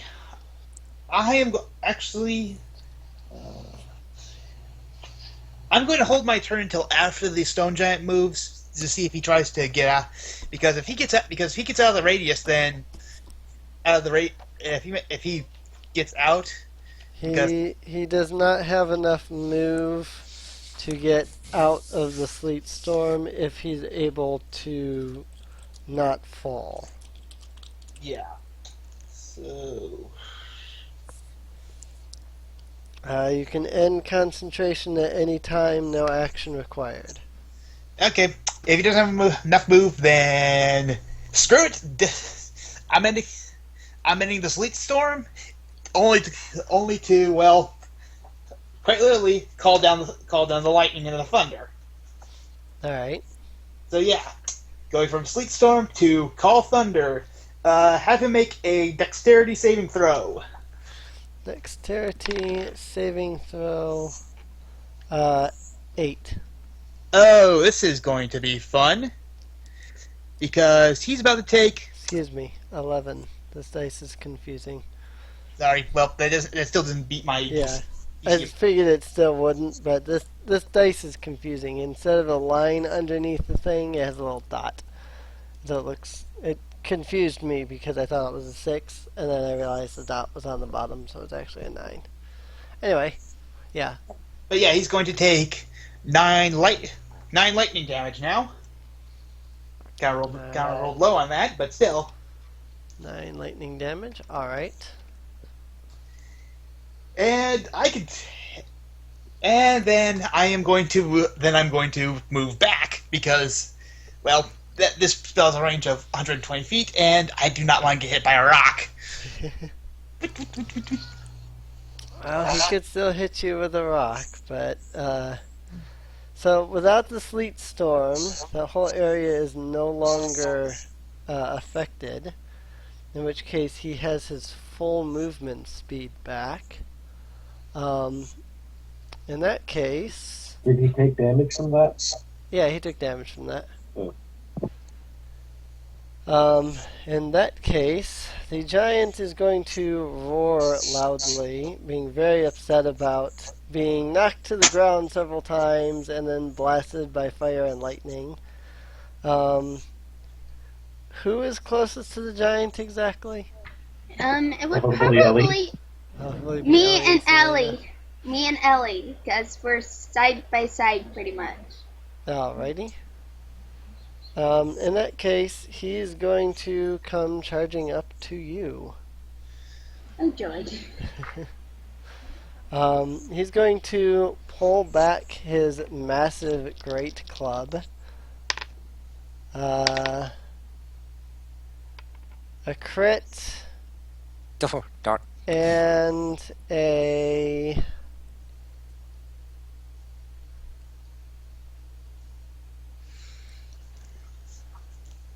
22. Okay. Which one's going to who? Because Ellie has the dodge action readied. They're both on Selena. Oh, they're both on me. Yep. Joy. Well, they both hit. I need more dice for this. Oh. Oh, just roll the same ones twice. Record what you roll and then roll them again. Oh wait, no, I don't need. I need the other dice, not that dice. Goodbye. We'll see if we can revive you later on. Okay, I don't have enough dice to roll this all at once. So I'll roll the crit, and then I will roll the non-crit after. Yeah, we're more worried about the crit right now. I'm just going like, I'm glad Selena's at full hit points right now. I don't think you can die for that anymore, from what you were saying last week. I think you just go automatically to 0. Yeah, It depends. If it does enough damage, I don't think it will. But if it does enough damage to bring you to your negative bloodied value, I think that automatically kills you. Yes. If you're negative negative hit point value. So Yeah. in other words, I have to deal 120 something damage. I don't think it will. On the off chance that it does, it is possible to one hit kill you.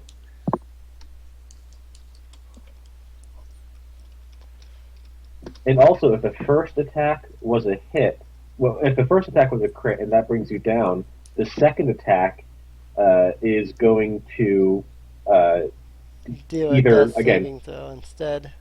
Yeah. Not that it probably will matter. She probably has enough hit points to survive. 54 damage. Yeah, I'll survive with 11. I just did that instantly in my head. 65 minus 54. Nice. So yeah, the giant, very angry, comes storming up towards you. He swings his massive great club, clobbering you in the head. And as you're kind of dazed from being smacked in the head the first time, he swings again and smacks you again in the head a second time. Ow. Marie! Always in the head. Okay, so Jim's going to like, hey, I can do something finally. So she's going to go ahead and just walk her happy ass up there. Okay.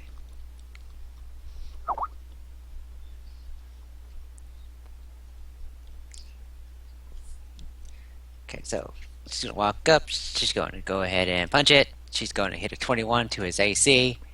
Yep.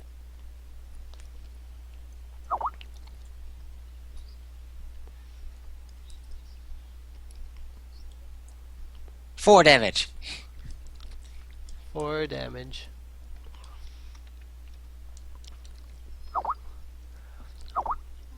The giant just looks at Chim like, was that a bug that just tried to touch me? Jim's gonna look at you, motherfucker. Just as she wait. Well, yeah, well, I should have done this beforehand, but oh well. We'll save it for next turn. Then now it's my turn there. But he's not gonna do anything this turn. Kaliel. Forgot to do it. Oops. So yeah, Kaliel.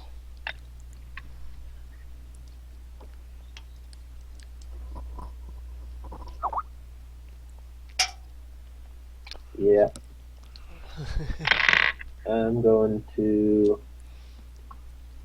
continue kicking it up a notch and toss out a Scorching Ray. So first attack is going to be 25 versus AC. Second attack is going to be another 25 versus AC. And third attack is going to be an 18 versus AC. Yep. Alright.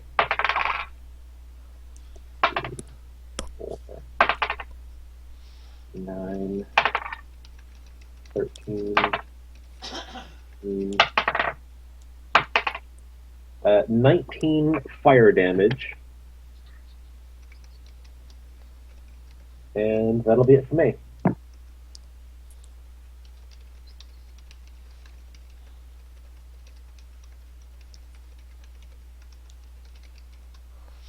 So 19. Yeah, he felt that. In fact, he's feeling it. Stone Giant is injured and battered and not happy. Edward. Well,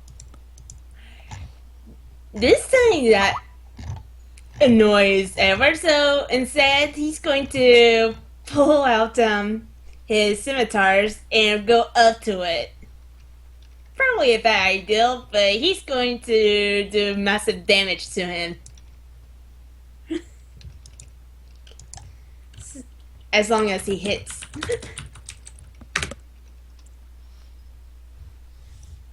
Oh, he's not going to hit. Done it. A 10. Yeah, nope.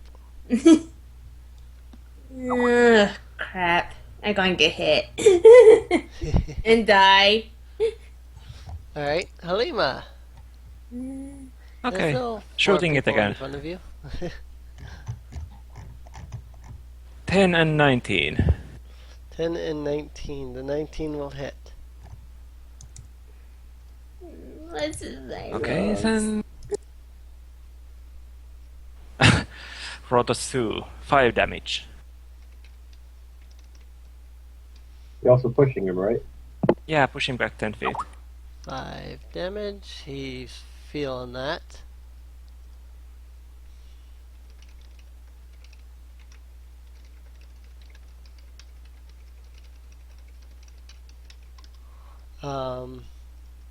Selena. All right. So now that we got that sorted out, Selena has 21 hit points left, not 11. Yep. Okay. She So- forgot to level her HP. So that hill giant is right up next to that stone giant is right up next to me. So will a 17 or 12 hit? 17 will hit. Okay. That 17 will do. Big See. number. Big number. It's only a D6. Well, D6 plus your mod might be enough to kill it. It'll Very be well. 5 plus 4 plus 1. 5 so plus that'll 4 be plus 10. 1, 10. Selena draws her sword with a mighty swing of her sword. She causes the giant to tumble to the ground, to which she does a really cool, some kind of attack thing, stabbing it in the chest. Good And the description. giant dies. Hey, that's why I missed the second one. It went down. I wasn't able to hit at all. Yeah, it had a 17 AC, so that was really high. That was 5 rounds. You guys realize that was 5 rounds? Wow. 5 minutes. No, not 5 minutes. It was, Game time. Half minute. 30 seconds. 30 seconds? Yeah, 30 seconds! yeah. Eternally lasts 6 seconds. Oh, Yeah. wow.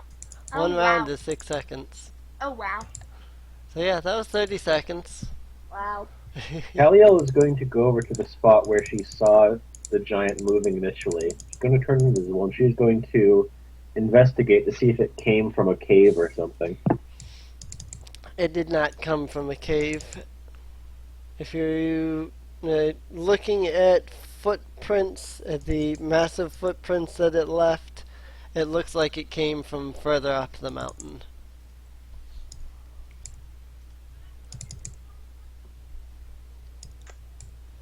So, anyone feel like searching this guy's corpse for any treasures? Sure, why not? Well, it has a great club. Investigation or perception, by the way? Hmm? Oh, right, it doesn't even matter. It's same roll for me.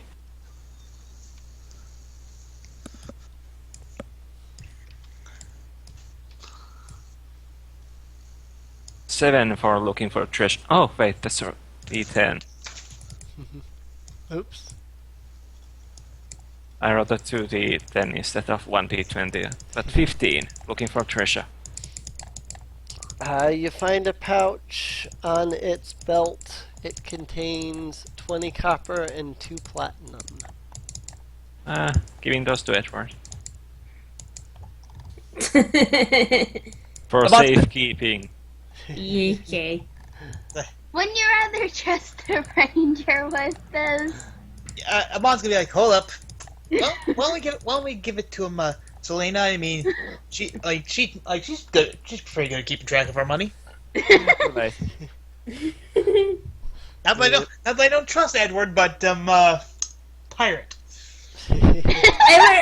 Ever stares at your character in annoyance. Hey, the minute you announced that you were a pirate, I am not. I don't trust you with our money. I'm not going to steal from you. Well, he's not going to steal from you, but if he finds something laying down, he's going to take it. Not exactly. Not exactly, but... Again, it's not stealing from go. the party, right? Right. Halima hands the pouch to Edward. Entire rest of the party. Nope.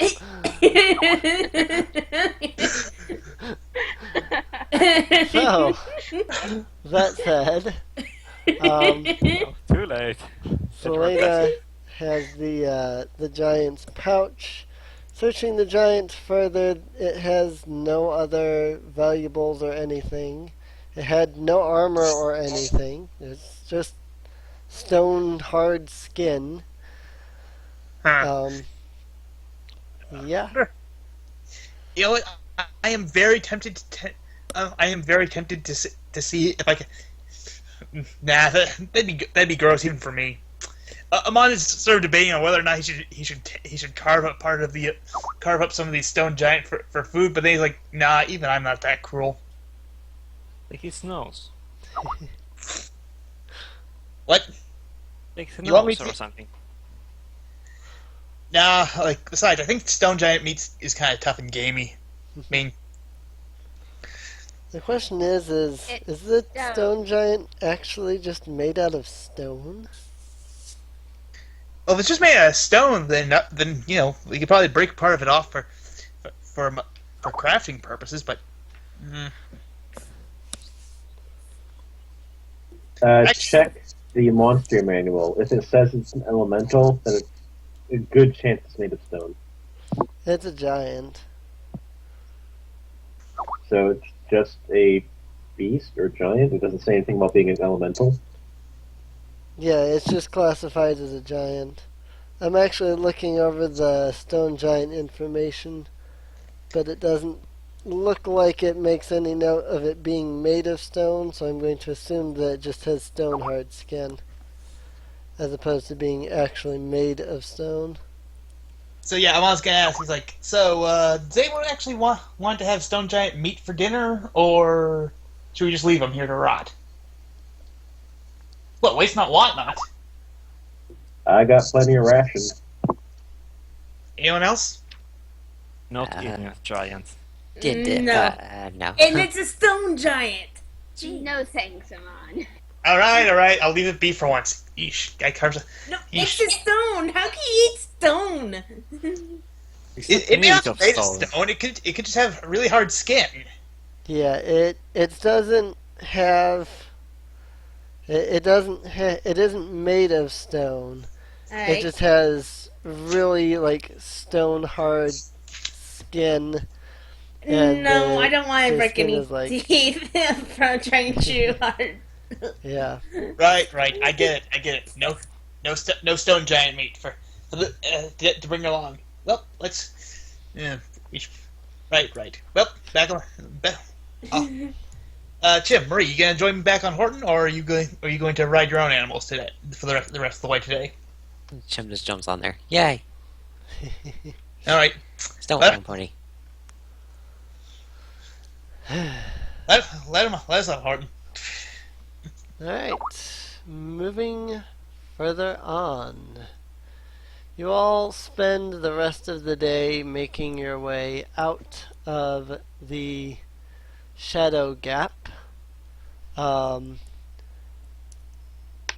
After getting out of the Shadow Gap, you continue a ways until once again it becomes dark and it becomes night. You all make your rest and whatnot, placing your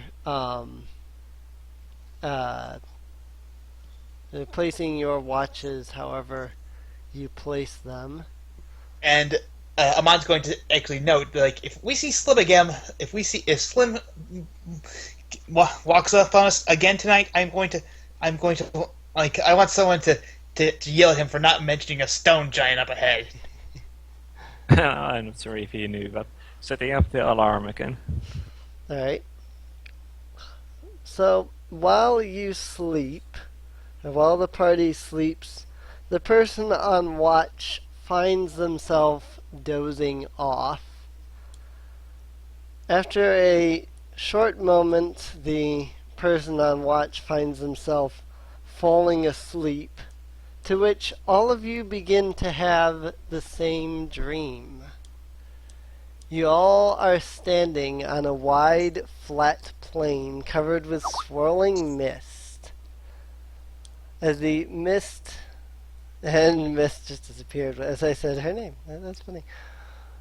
As I was saying mist disappeared. Well, I guess I'll wait a moment. Yeah, let's wait for mist. Yeah. Because it wouldn't be the same without her. Incoming freaky dream, people. Incoming freaky dream. This may be a vision from the gods, or this is going to get crazy. I'm suspecting it to be Faye. Blood exposition. It has to go somewhere. Right. Fact, who depends on fun fact that you probably need to make mention of. Is this a sleep spell? No, it's not a sleep spell. Yeah, I was thinking it might be. No, because if it is, if we have an elf on watch, they won't be dozing off. Yeah. Yeah. It's not any kind of a sleep spell or anything. It's just the person that happens to be on watch dozes off, and then all of a sudden this dream comes to you. So it's literally just the fact. It's literally just like happenstance that the person on watch at that I time. wonder who's the one who tired dozes and off, dozes because he's gonna get chewed out by the anyone else. Maybe it's Edward having taken first watch and getting tired. Maybe it's Selena from having to heal her. It's lion. probably Selena after getting hit on the head. That's probably it. It's probably Selena after getting clobbered in the head twice by a freaking stone giant's massive freaking great club. Yeah. Delayed concussion. Right. Hey, would Halima have been able to use that club as a weapon? It is just a standard great club. I mean. Yeah, I mean, like, it's... How big is it? Like, is it bigger than she is or something? Technically, it would be huge, but I mean, it's a great club. It would be 3 times the size of a regular great club. Right. Unless he's using a tiny stick. What? He's 18 feet tall. That's about 3 times the average for the average person. Which means the weapons would be sized up as well. Yeah, and Right. Halima's a small size, so... Right. That would be absolutely huge for you. I would say You you could- probably wouldn't be able to even lift it, let alone use it in combat. You're raffling? Yeah. Okay, you could carve that out and use it as a canoe. Right. Oh, okay, leaving it be fine. Right. Say, how are we going to carry that thing anyway if you could use it? Okay, now this is a bit weird that I'm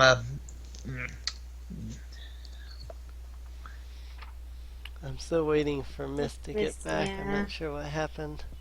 Her internet probably kaploot. Probably.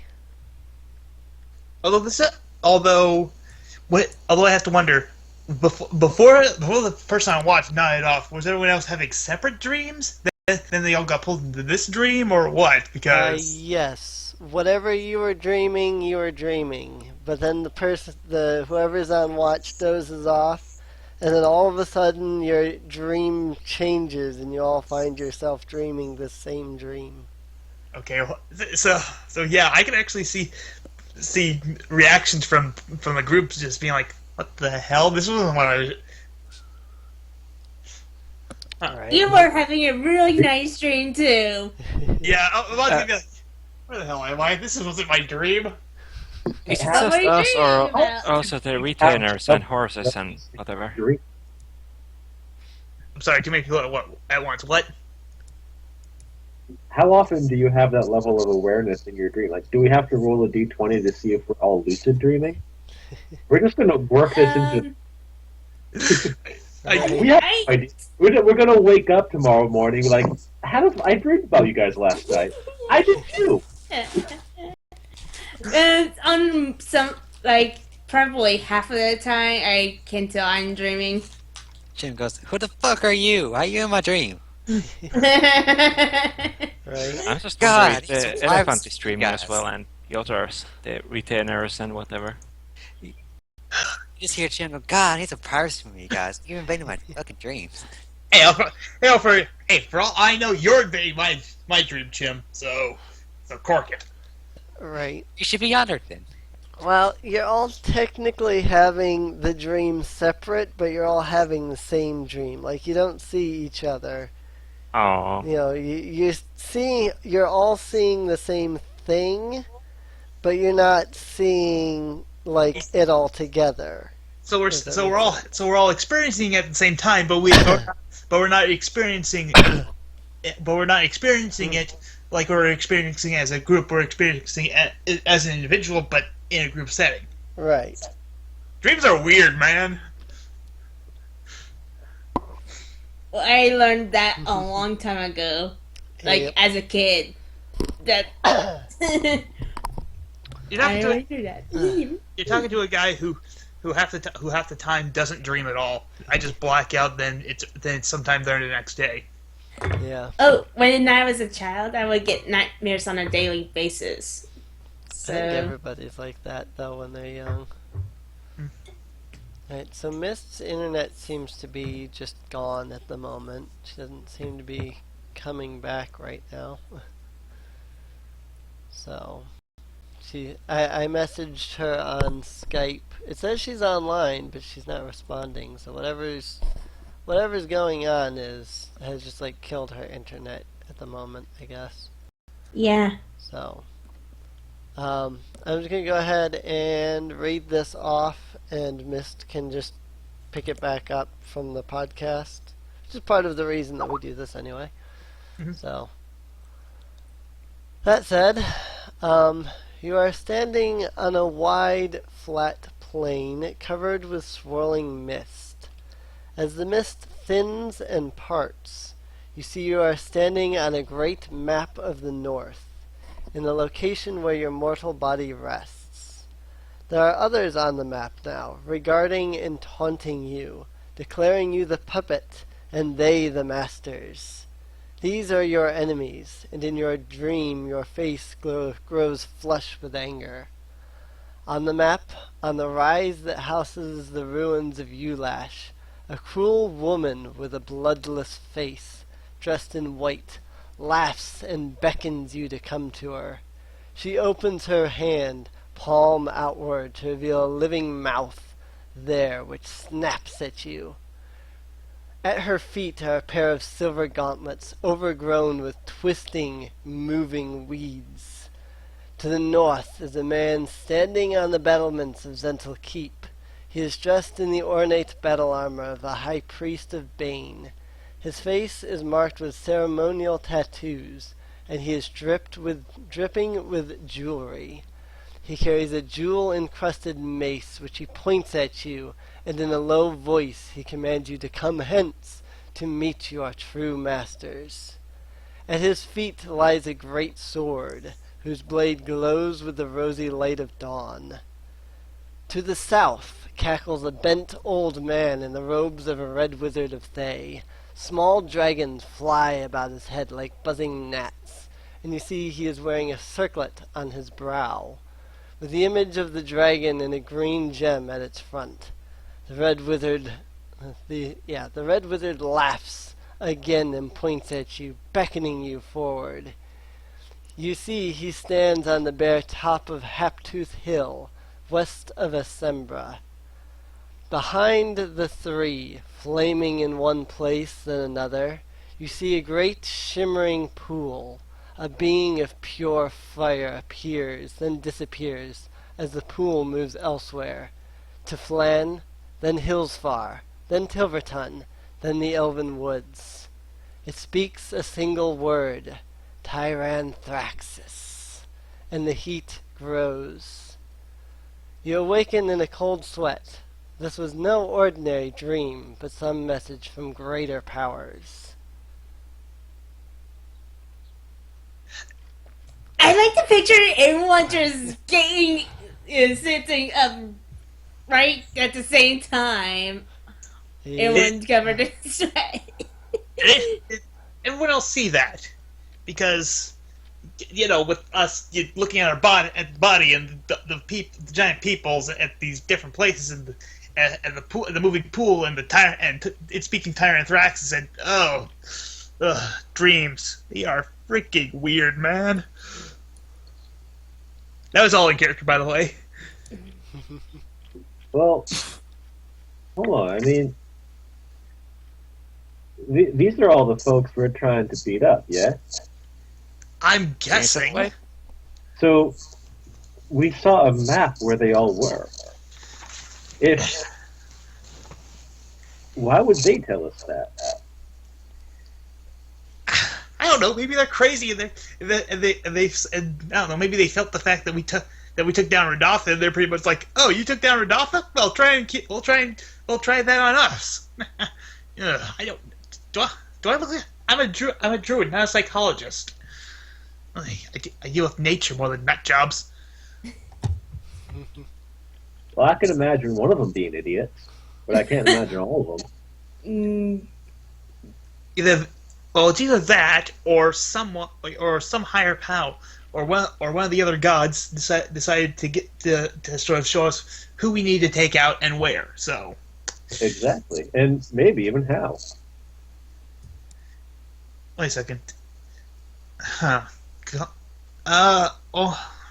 Maybe. Or maybe it's also. Wait a second. We got information about the three treasures from when we were back in Rodolph's hideout, right?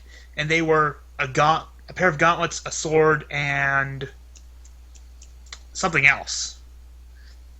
And when we saw those figures, we saw at least one of the items mentioned.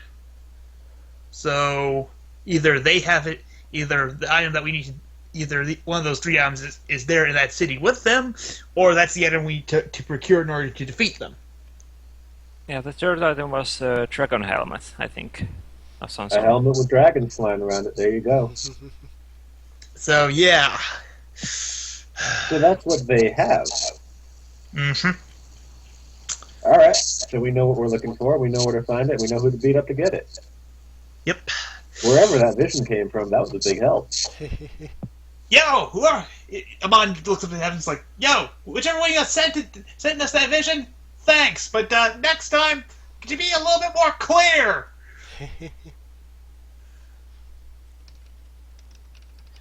Do you want everyone in the VRC hear us? Well, know where we are at. If they know where we're at, then well, I've still got some lightning and ice to throw their way. Wait a second, Edward, weren't you on watch? No. It was, what's Mrs. character's name? Selena. Selena was the one on watch. Okay. If you're sure. Just wondering, since whoever was on watch shouldn't they fall asleep like that. So yeah, divine intervention. Oh boy. Not looking a gift horse in the mouth. It would have been nice if they had actually given us something useful instead of just information, like some sort of a nice spell or... Well, they at least told us where we gotta go and who we have to beat up. Yeah, but we already mostly knew that. Right. Oh well. So should we get back to I'm gonna get back to sleep. Hopefully that vision doesn't repeat because I was actually having a good dream. Oh well. What were you dreaming about? Nothing you need to know. Nothing you need to know, Edward. Besides, I thought you were on watch with Selena. It's only one person per watch usually. And why do you no longer trust me? What? It's not. It's not that I don't. Well, it's not that I don't trust you. It's just that. Okay, I'm a pirate. I was like pirate. He's a noble pirate. Right? Yep. Wait. As in you're a pirate with good intentions, or you're a pirate that's also now royalty. I'm sort of both. Our family's different from other pirates. Still, well, at least you're not a cultist. Then I'd be trying to kill you. You would probably be trying to kill me anyway if I was just not part of the group. No. I only kill cultists with her. I only kill cultists and people who attack me first. Good point. Are there pirate cults? Anyways. Yeah, there are pirate codes. I mean, cults. Oh, cults. Cults. Are there pirate cults? Guess I do not know. I do not know. Well, if there are, point me in the direction of them, and I shall show them the wrath of a druid. But I can say one thing: I don't steal with the people I work with. Mm-hmm. You could also call it tiefling paranoia. I'm kind of old for my age, and well, I don't have much longer left to live. I don't want, so that too.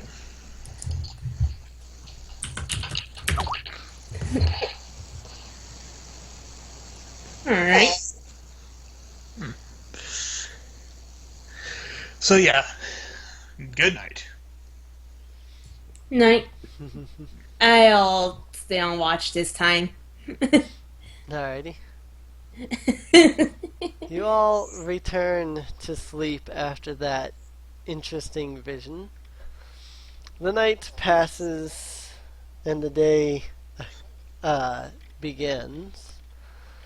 You make your breakfast, you eat, and you continue along your way.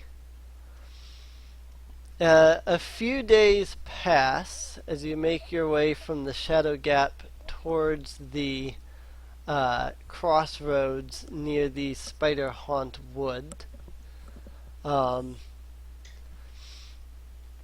You now find yourself not far from the city of Shadowdale. Gotta find this 1 second. That is that. Okay. Hold up. Would we be able to see the Tower of The Tower of Ashaba.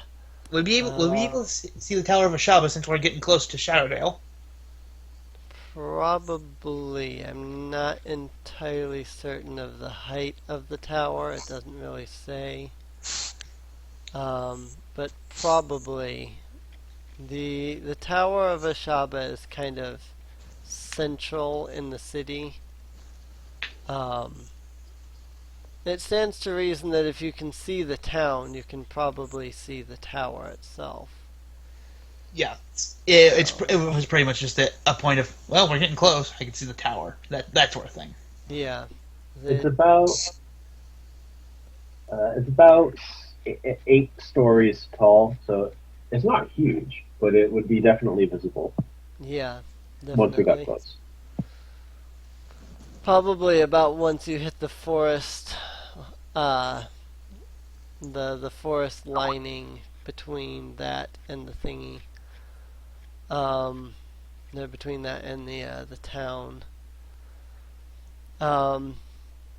I would like everybody to make perception checks, please.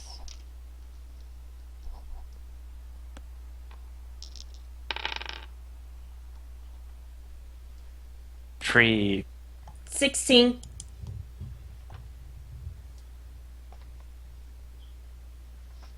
Eight. 8. I got a 19. Show off.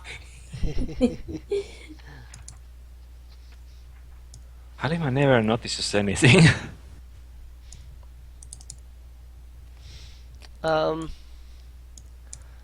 As you begin to approach the town, it starts to get dark out. Being not too far from the town, you determine that you could easily make the town before it gets too much darker.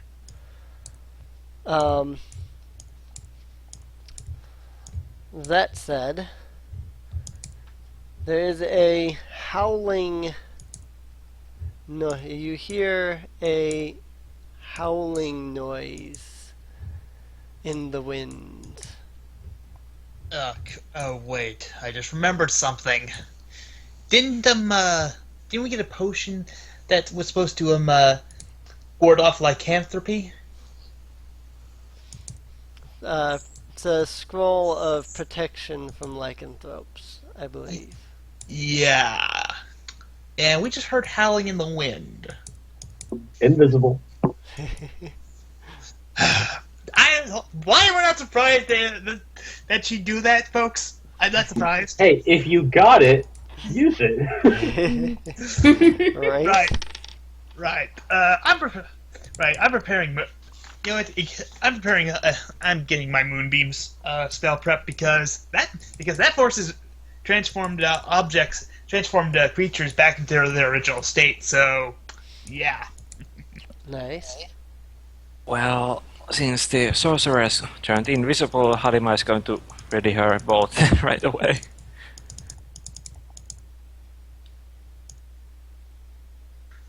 I mean blast, anyways, yeah. Right.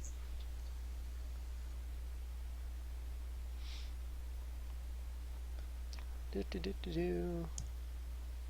By the way, is she still on the horse while invisible? What?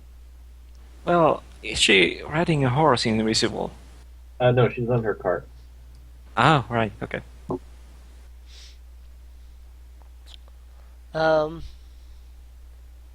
Yeah. So,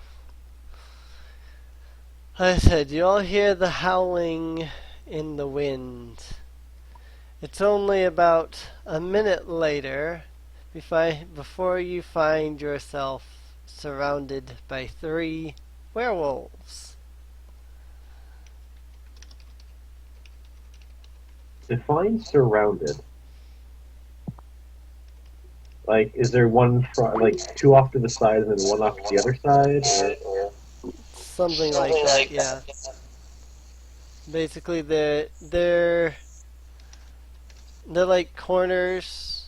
Like there's basically like you said, 1 on one side, 2 on the other. Kind of the best they can do to make like a circle. All right, so they're all very far apart, away from each other. Yeah, they're not all next to each other. They're around you as opposed to being in one spot.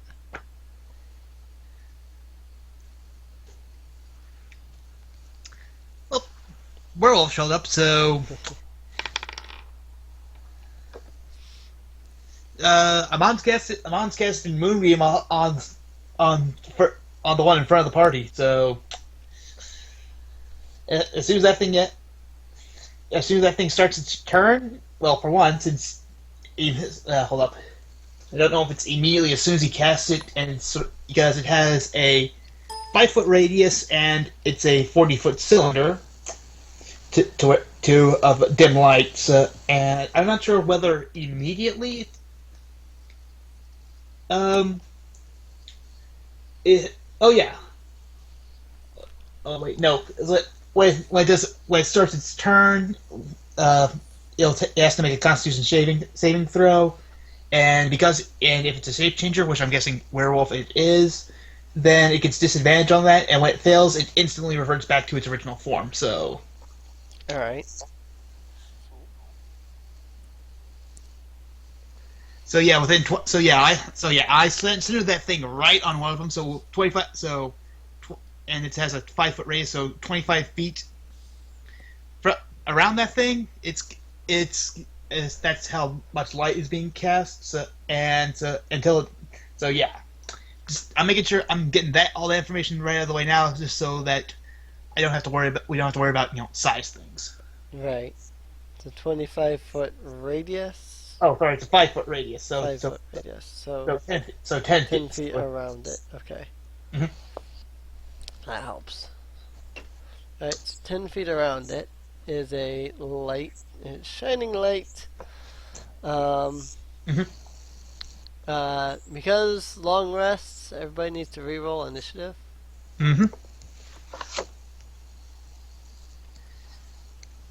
I got 17. 17. I got a 2, but the ready actions anyway. Yeah. 21. 21 on Edward. You said you had 2 on... Yeah, I rolled a 1. That's X. Kaliel is 15. I just need Marie.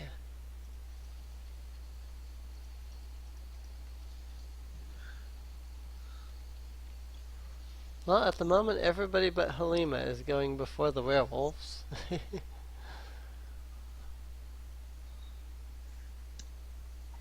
Uzuki? Sorry about that. What was it? Initiative? Initiative? Okay. Oh, I have to roll initiative. Sorry. Yeah. I'm like half distracted.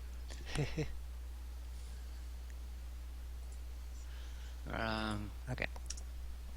5. 5. Good. I can go. I don't have to go right away.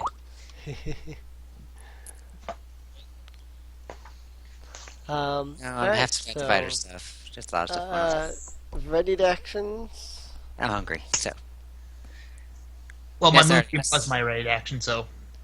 Right. Moonbeam was readied action. And is anyone else doing it besides me?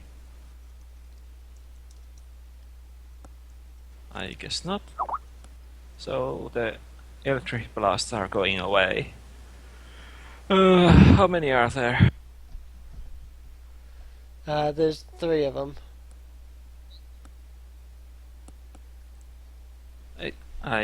Where are they located? One is in front of us and... Yeah, one's in front of you, and the other 2 are behind you, kind of diagonally. Well, I'm going to shoot the one behind us. Kind of And making roll a on triangle. 8 and 22. 8 and 22. The 22 will hit. Okay, that's going to the... Let's say on the left side behind us. Alright. I rolled a 1 again. It's a 4 damage and push back 10 feet. Push back 10 feet. Alright. And that's a ready action then. Alrighty. Yeah, can't move. Yeah, never Yeah. mind. Go ahead. Readied actions. Alright, if that's it for readied actions, then Edward. Yep, I ain't going to shoot. Well, actually, no. They're close to us, right? Within about 30 feet. Oh. Never mind, I'll shoot. Alright. I'll get close when everyone else gets close. Oh, if only you had Selena in your party. Oh, if only I... Actually, never mind. I do want my crit. Did you crit? Yep, I crit. Alright. So, let's see. Hand crossbow, 1d6 plus 3. So, it's a 2d6 plus 3. 13. Which one were you hitting? One of the wolves. Well, yeah, but which one? The one in front of you, the one to the left, the one to the right. I guess I would shoot the one that's in front of me, like anyone else would. Really. All right. Essentially, the one that's getting lit up by my moonbeam spell. All right. You shoot your crossbow. The werewolf acts as if he didn't even. The werewolf doesn't even seem to react to that. Perception or Arcana? It's not made of silver. It's not. No, I'm serious. Yeah. He's serious. It's not made of silver. Okay. I'll let you do a nature check on it if you want All to right. fully try to determine it. But I mean, we literally just said it. Oh. Then never mind then. What did you roll? A 7. A 7.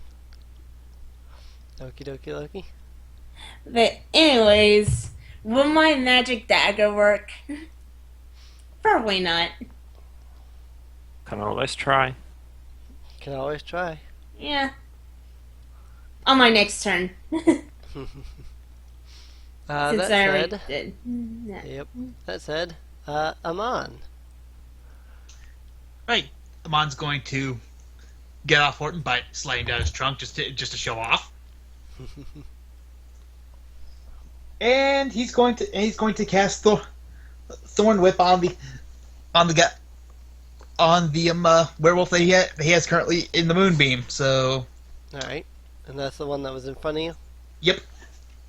All right. So yeah, here we go. Magic attack. 17 versus AC. That's a hit. Okay. Double check. Yeah.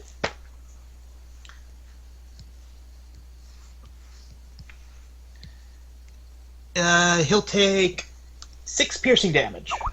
6 piercing damage. Alrighty. And that's it for Amon. Keliel.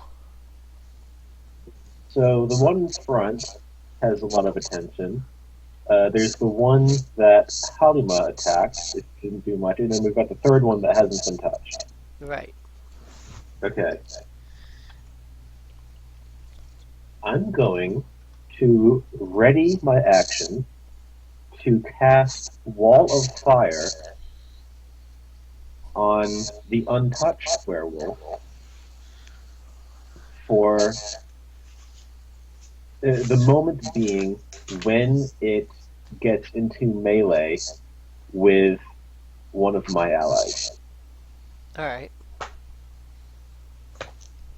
And that's that. Alright. The werewolves start their turn. I believe one of them had to make a saving throw of some variety. Yep, a Constitution saving throw, and werewolves are shape changers, right? Yes. Then Shape disadvantage. They have disadvantage. Alright. A disadvantage. That does help you because I had initially rolled a 21.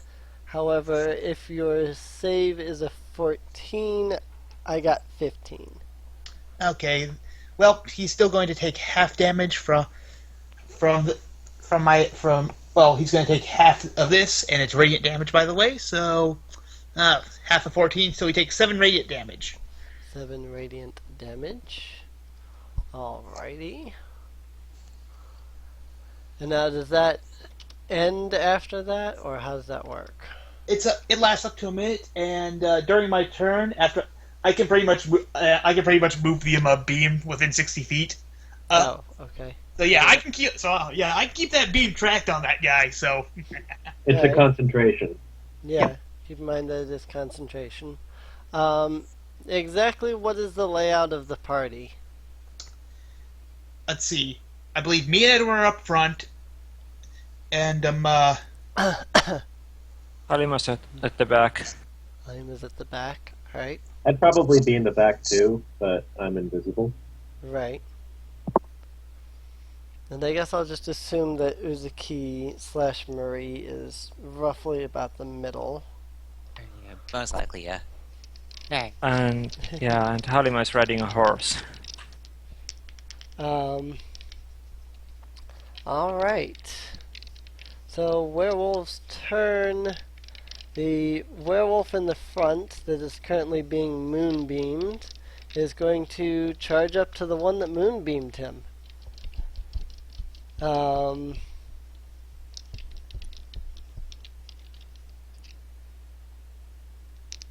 Yeah. Sorry, I confused myself. This is a completely different type of monster than I'm used to dealing with.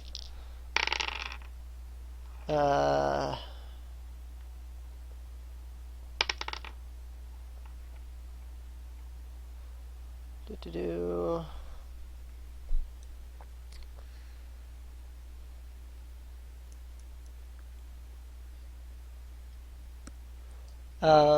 So 13 on a bite attack.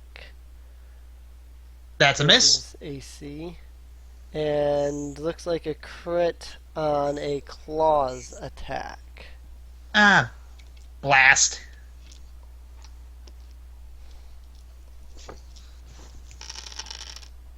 Oh, gosh darn it. That is the third die I have dropped down there today. Where did I put my flashlight? Here it is. It was a 1. So 1, 2, 6, 7, 8. 10 slashing damage from its claws. And because it attacked you, you'll have to make a saving throw of some variety to prevent losing your concentration. I'm guessing that's going to have to be a Constitution saving throw. I'm double checking. This is only the second time I've ever had to deal with concentration. I love the index in the back of this thing. I just wish I could get the page book open to the index. Concentration. That is on... Where is it? 203. That's what I thought. Yeah, I just checked. Whenever you take damage and concentrate on a spell, you have to do a Constitution saving throw. Okay, Constitution. Yep. Constitution saving throw then. Yep. So I have to make a DC check of 10 or higher, or 10 or higher, or half the damage that you take. So I took 10. So yeah, it's either DC 10 or I get higher than a 5 because I took 10 damage. So here goes nothing. 12. My moonbeam to saves the course. Moonbeam is safe for now. And let's see. Yeah, the DC equals 10 or half the damage you take, whichever number is higher. So yeah, the DC 10, the 10 DC check was higher. So yeah, the 10 was half the damage. Never mind. I know what I'm saying. All right, so that's one. The second one. So are the other two wolves moving up together since they're on the same initiative? Yeah, they'd be moving up together. Just making sure. I'm just trying to think, because they don't know where Kaliel is. They can see Marie, Chim, and Halima. Oh wait, hold up, Emily, hold up. I just remembered something. My hellish rebuke. I just remembered that because I am a tiefling, because the guy attacked me. Yeah, he's gonna get hurt for attacking me because of the hellish rebuke. So that's a reaction. So I need to refine that. So yeah, and if I remember, it gets cast as a second level spell. So Make a dexterity saving throw. 15. Okay, that beats out my the DC, but I don't remember exactly what's being cast as. Uh, it's once a day as a second level spell, so he's going to take half of 3d4. Sorry, I barely actually get attacked, so Right. half of this. So he takes 6 fire damage. 6 fire damage. Alrighty. Alright. So yeah, the 2 werewolves in the back, they're going to move up. One is going to take the right corner position on Halima, while the other one is going to travel the full 40 feet to get to Marie. Alright, well, in that case, my thing is going to go off. How close are they when the first one gets to Halima? If they're both moving at the same time, basing on what I am assuming each person's location would be at, probably, let's see, each square would be 5 feet.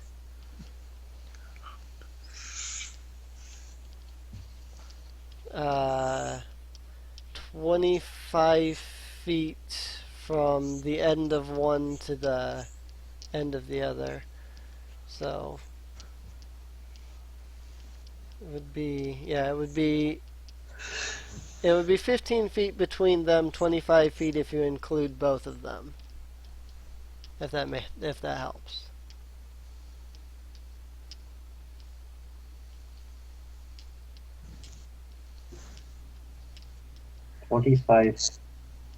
They're kind of moving.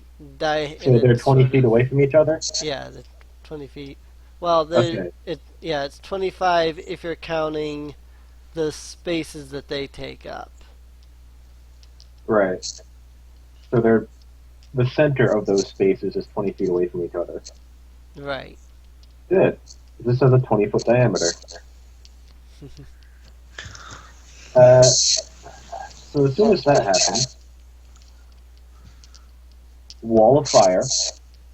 I'm going to create a ringed wall. Hang on, 20-foot diameter or radius? Because that would be 20-foot diameter would be 10 feet on each side. It's a circle that's 20 foot in diameter. Okay, yeah, that would. And if they're 20 feet away from each other, that means it's going to hit both of them.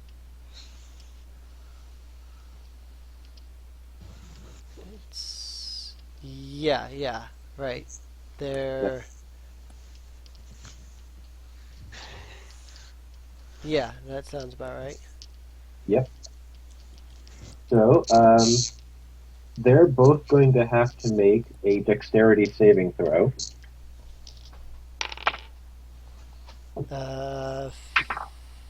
17 and 5. All right. The DC is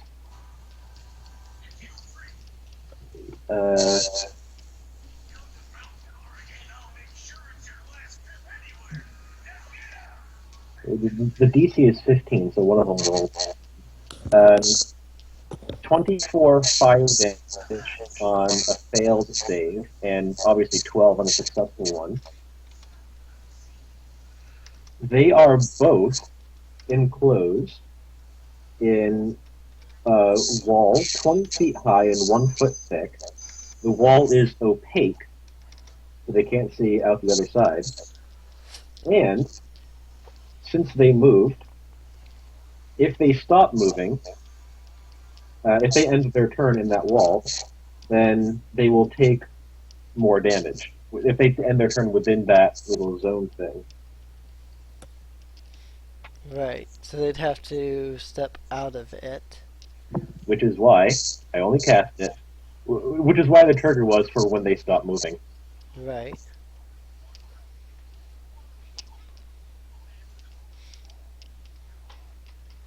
Well, I mean, they do still have more movement they could use. Well, one of them you said was adjacent to Halima. So Yeah, one of them is adjacent to Halima, but he could move an extra 5 feet diagonally and be fine. He would be out of the circle. it's opaque. You can't see outside. Yeah, but wouldn't he be... See, now I'm confused, because wouldn't this... It's a circle, right?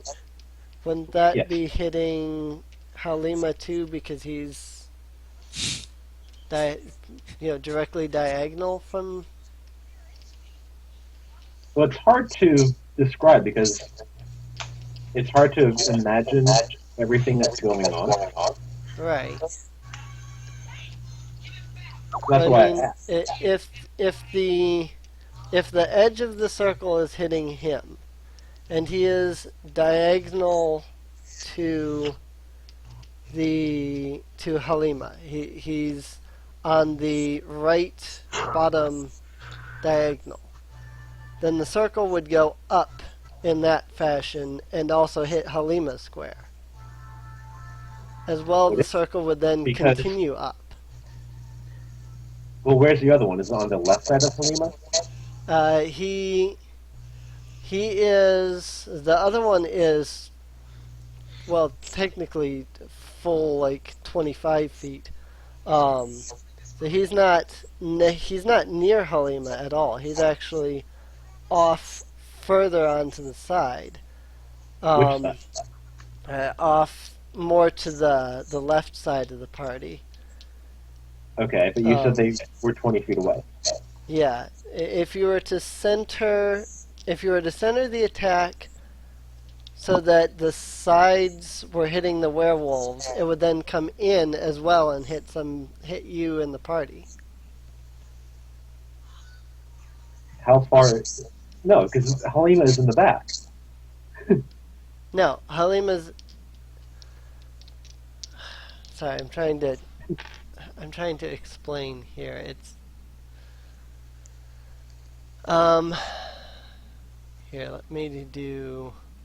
Actually, I don't think a share screen will work. Let me get a grid that I can build off of. Let me do This a. is why the grid was helpful. I know a lot of people don't like using it, theater of the mind and all that, but when you're trying to do something tricky like this, it really is helpful to know what's going on precisely. Yeah. The main reason I did this was because of the fact that many of our players couldn't use map tools or anything anyway. So what I'm going to do is I'm going to draw. I've got 2 blue circles in this picture that I'm drawing. I'm going to send it to you.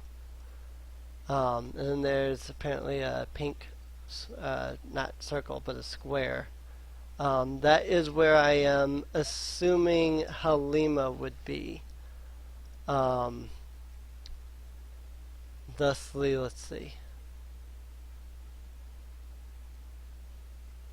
This is the amount of space in between. I'll make white and black squares as well to kind of give the idea of like a grid here.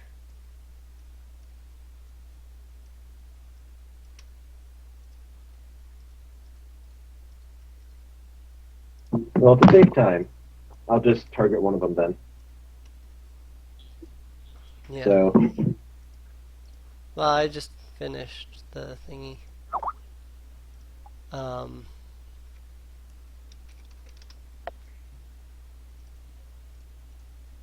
so one's going for Halima, and the other one's just blowing past him, going for Chim. Right. I'm assuming this is why I'm kind of drawing this out, because I want to show you guys what I am envisioning that the party setup is. So let me do that. Now these pink squares are where I'm assuming that the party is at. Meanwhile, the white and black squares are nothing, and the blue squares are where the werewolves are at.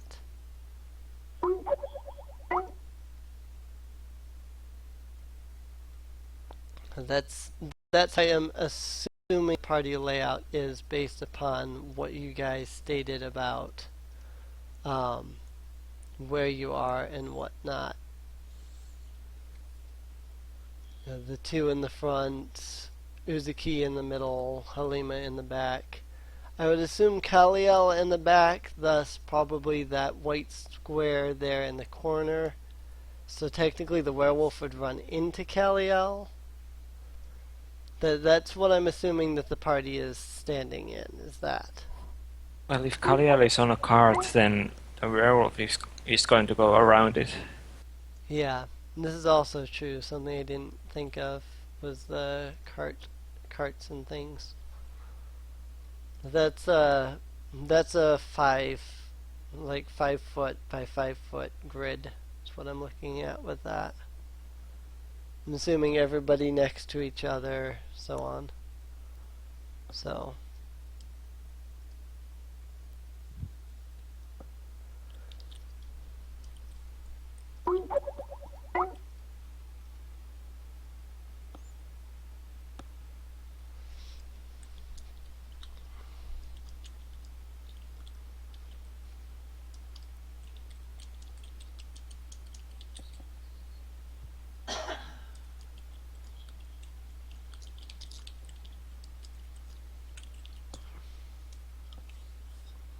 I really hate using my tablet. It's so goddamn slow. Alright, so in that case, I'll do it on the one that gets up to Chim and Marie. Up to Chim and Marie, alright. That was the one that it looks like that was the one that saved. Was 24. Okay, yeah, it hadn't been hurt yet. Alright, so if it stays in that circle, then it takes more damage? Correct. Okay.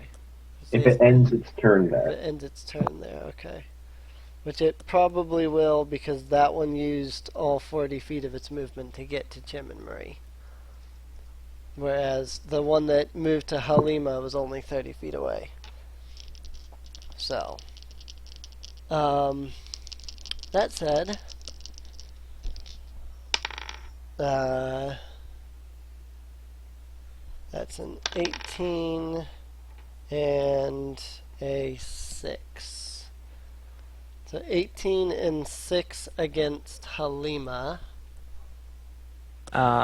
Halima or the horse? I'm guessing Halima.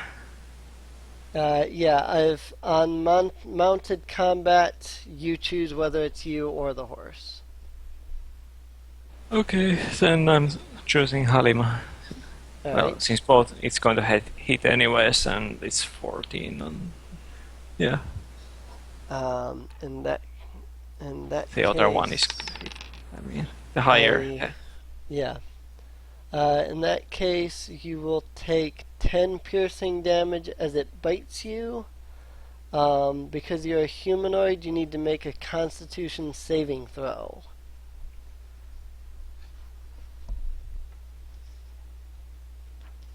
Right, yeah.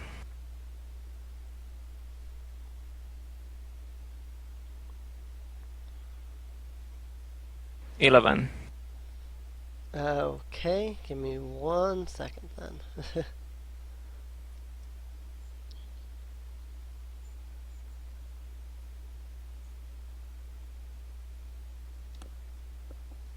Alright. Because you failed your Constitution saving throw, you have been cursed with lycanthropy. Luckily, it is not a full moon.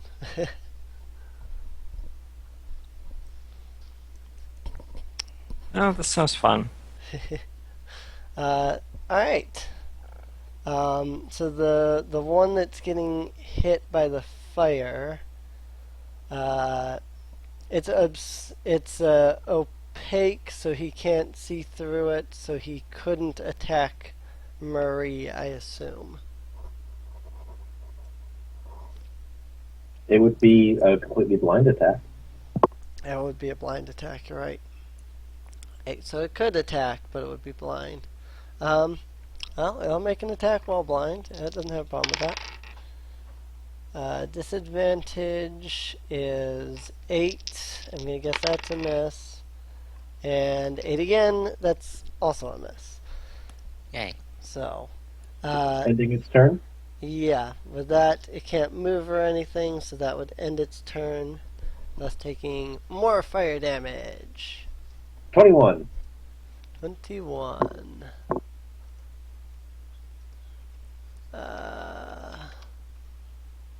That is half of its health, actually. Or half of its remaining health, anyway. Yeah. Alright, that is the werewolves. That said, Marie. Okay, so I can't, so I get this straight in my head again. I can't see it, right? Or do I just see fire? It's completely opaque. Basically, a werewolf charged you, and then flames shot up and enveloped it completely. You saw its jaws and claws reach through, but to no avail. Right. Okay, so I have a rough idea where it is. Okay, so If you enter the wall, you will also be burned, so I suggest you don't. I'm not going to. I'm just going to swing at it blindly. Right. Yeah, that's the best I could do. I know where it's at. I kind of know where it is.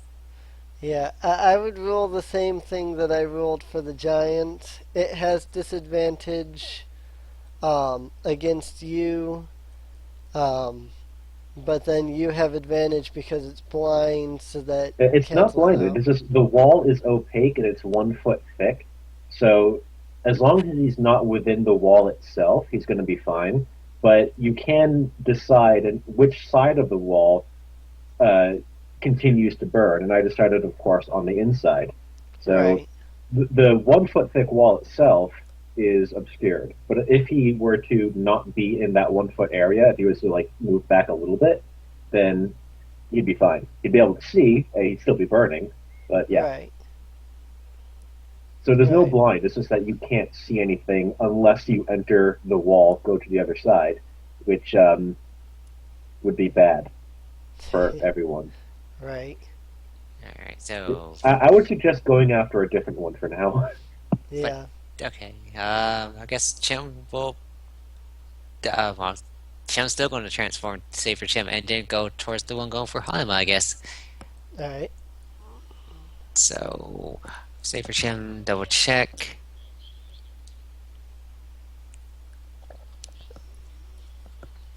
So, 115.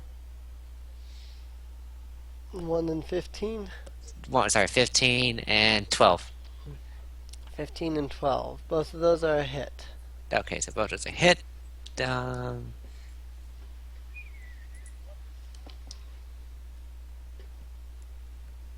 It is double checking damage. Give me a second. My computer's running slow.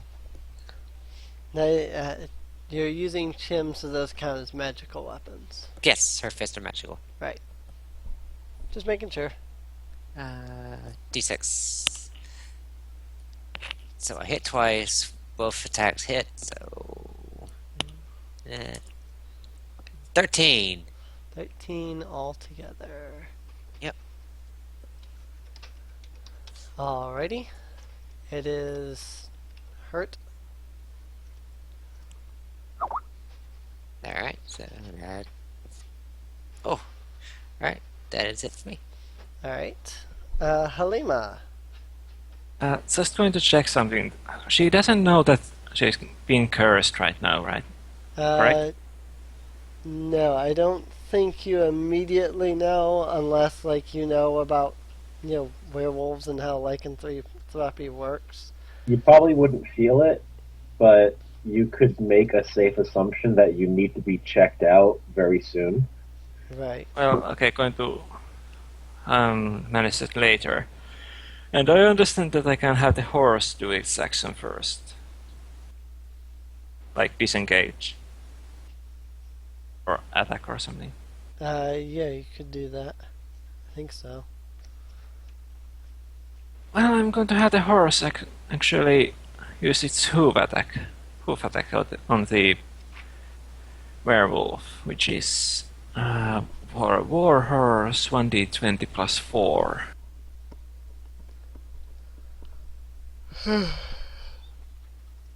$18. 18, that's a hit.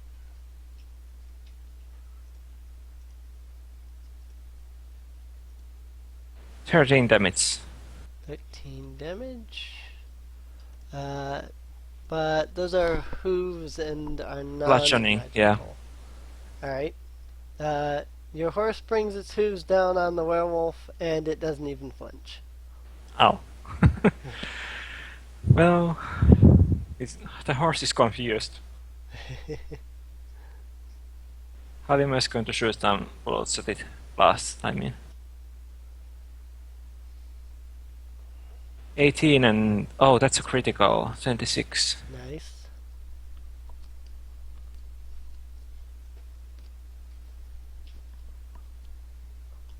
Rolling the non-critical first. The normal attack.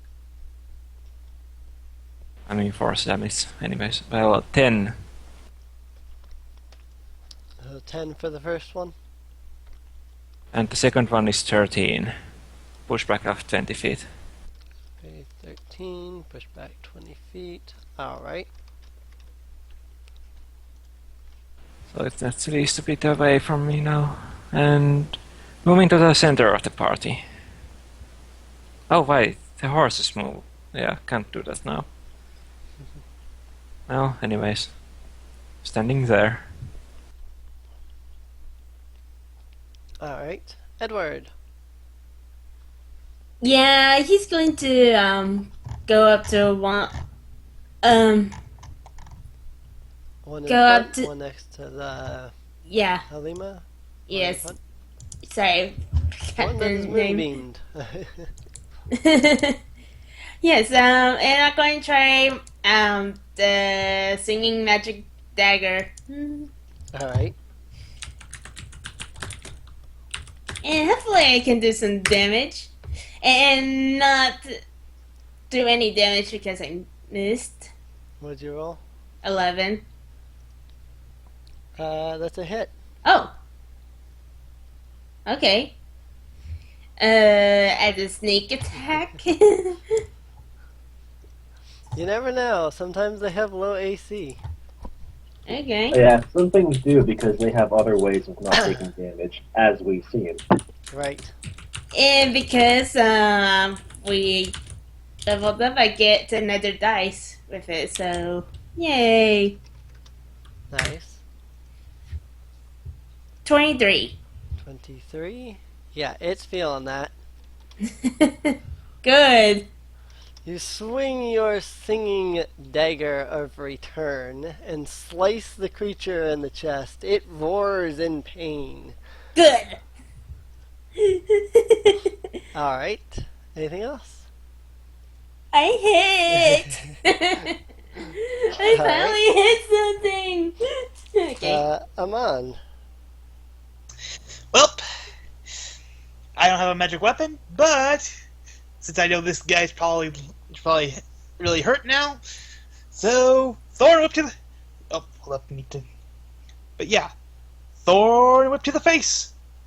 Alright. 12 versus AC. Yep. Okay. Big That- numbers. Come on, big money, big money, big money, big money. 4 damage. Not big money. 4 damage. It felt it, but it's not as bad as Edward's dagger to its chest. Yeah. Then at the end of my turn, I'm gonna have the moonbeam center right back on the bastard. Right. It was a radius of how much? 5 feet radius, and I can move it 60 feet. Okay. So yeah. So Alright. yeah, he was 30 feet away before, so I just moved it centered it right back on him. Right. I just wanted to see if it would touch the others because of that, but if it's only a 5-foot radius, it wouldn't. Kelliel. Alright, so because it can't see me, and in fact it wouldn't have seen me, if I were to drop the wall and then immediately attack, would I have advantage on the attack because I was hidden from it? I would say yes. Okay.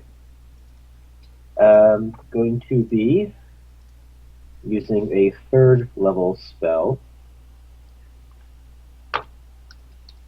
So, first one, 19 to hit. Yep. 26 to hit. 14 to hit. Yep. And 18 to hit. Yep. Alright, so all 4 of my scorching rays go off. 8, 10, 13, 14, 19, 21, 24 fire damage. 24 fire damage. It is dead. Good. Blasting it with fire, it burns and drops to the ground. Calliel Howling doesn't in like pain wolves. as it does so. Good. Calliel doesn't like wolves. Alrighty. That's going to be it for me. Alright. Constitution saving throw on our werewolf friend. 15. Once again, that beats my saving throw, but he still takes half damage. Right. Half of 11, so I'm guessing. 11, so 5. So yeah, 5 radiant damage. It felt that. It wasn't that bad, but it felt that. Dang, he's getting lucky. Angered by being hit, he's going to bite you for 17 versus AC. Oh, that just hits my AC because I upgrade to breastplate, so yeah, that hits me. Alright. And he's so enraged that he swings his claws and doesn't even come close to hitting you. Make a Constitution saving throw while you are taking 6 damage.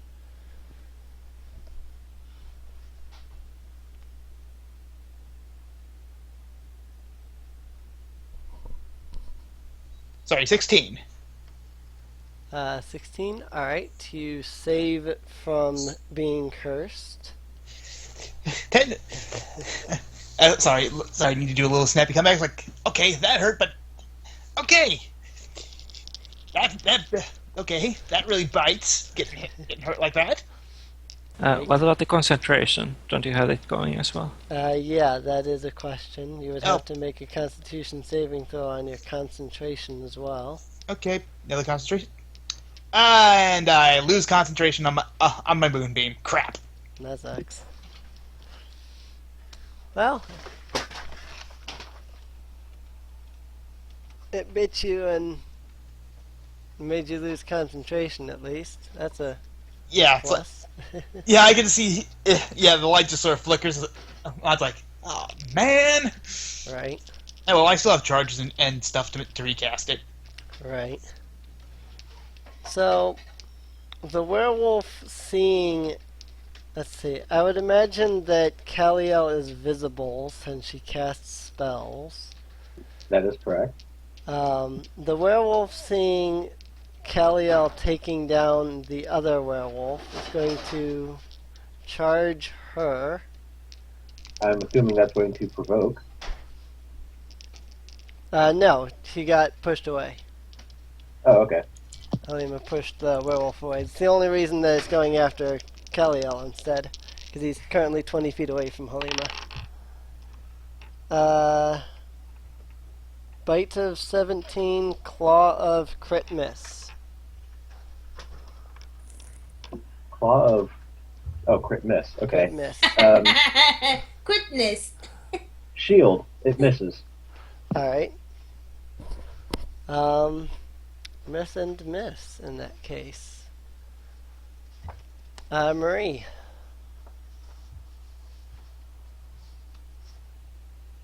Muted? Yuzuki-kun. Sorry, I just got food and I'm trying to eat it. Shion's gonna walk back up to this person who just walked away from her. And swing. Give me a second.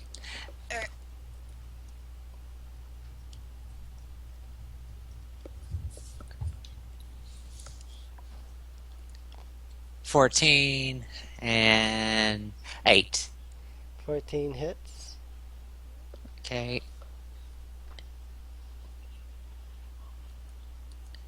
6 damage. 6 damage. Alright. Yep, and that'll be it for me. Alright. In that case, next up, Halima. Well, she's going to shoot whichever looks most hurt.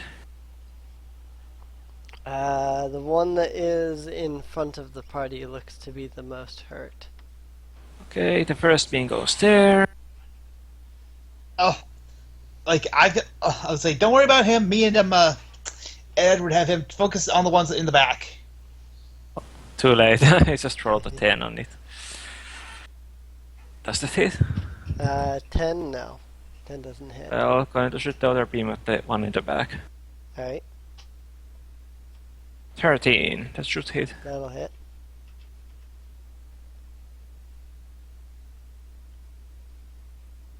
And only 9 damage, but push back 10 feet again. 9 damage, pushed back 10 feet. 9 damage. Yeah, 9. 9. And the horse is going to move to the center of the party. As, like, trying to keep both of the wolves as far away as possible. Alrighty. Edward. Well, sorry, I was muted. But yes, I'm going. Is the werewolf still alive in front of me? Yeah, the bolt completely missed it. Alright. I'm going to go for it again.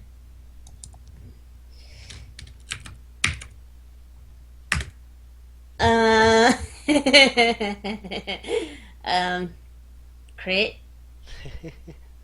Alright. And I was going to do my sneak attack too, so I think it's dead. Probably. I don't think it cannot be dead. Considering how much damage I did to it and how much damage you're going to do to it. Yeah. Oh, it's kind of low. 34. 34? Yeah. Yeah. You stab the creature in the chest and it howls as you drag it to the ground. You then Yeah. draw your dagger out of it and smile proudly. You killed a werewolf! The other werewolf is not too happy. Come Yeah. Just 2 hits from me and he's dead. Okay, Really? let's see. How many werewolves are left? 2 or just one? Just one.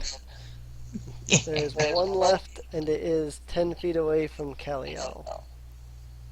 Well, let's screw it. I might as well.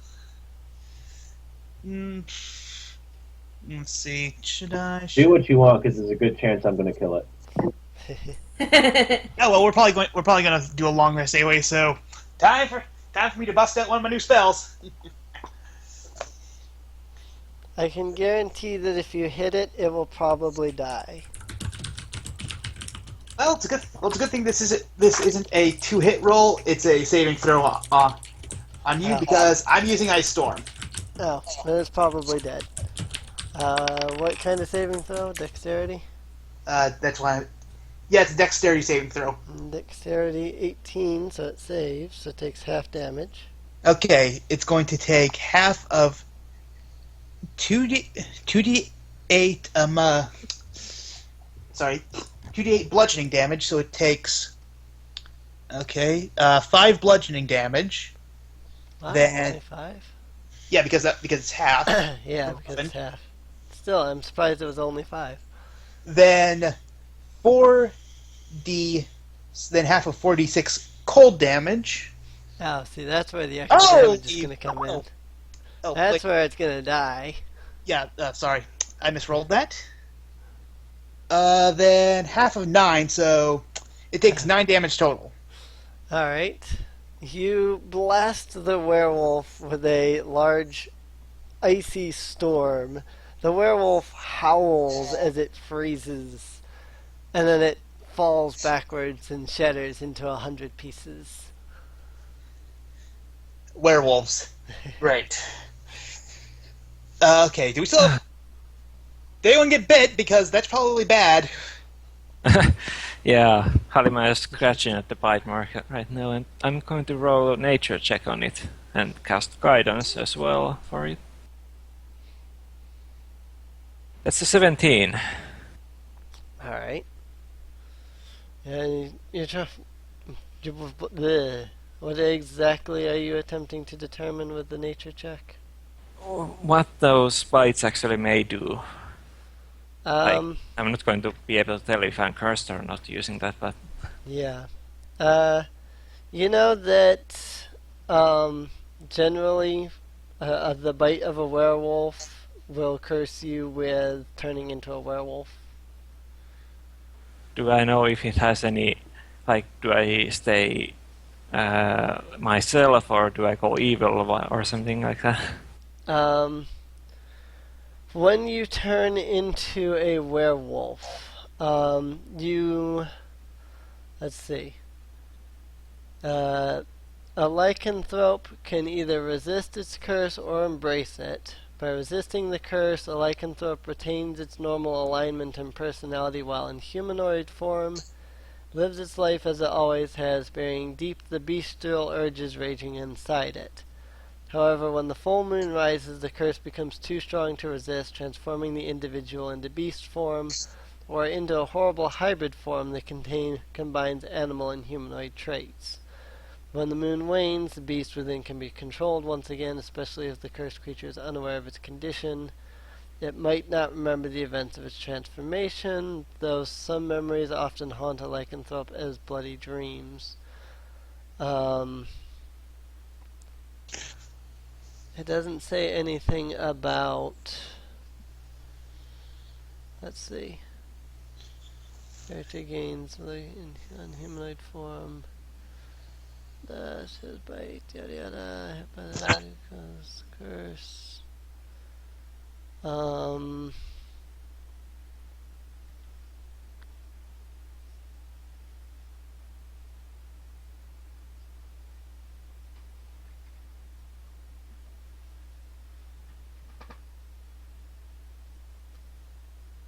Mostly I'm just wondering if I can turn into a werewolf for fun and stay as Halima. Yes, anyways.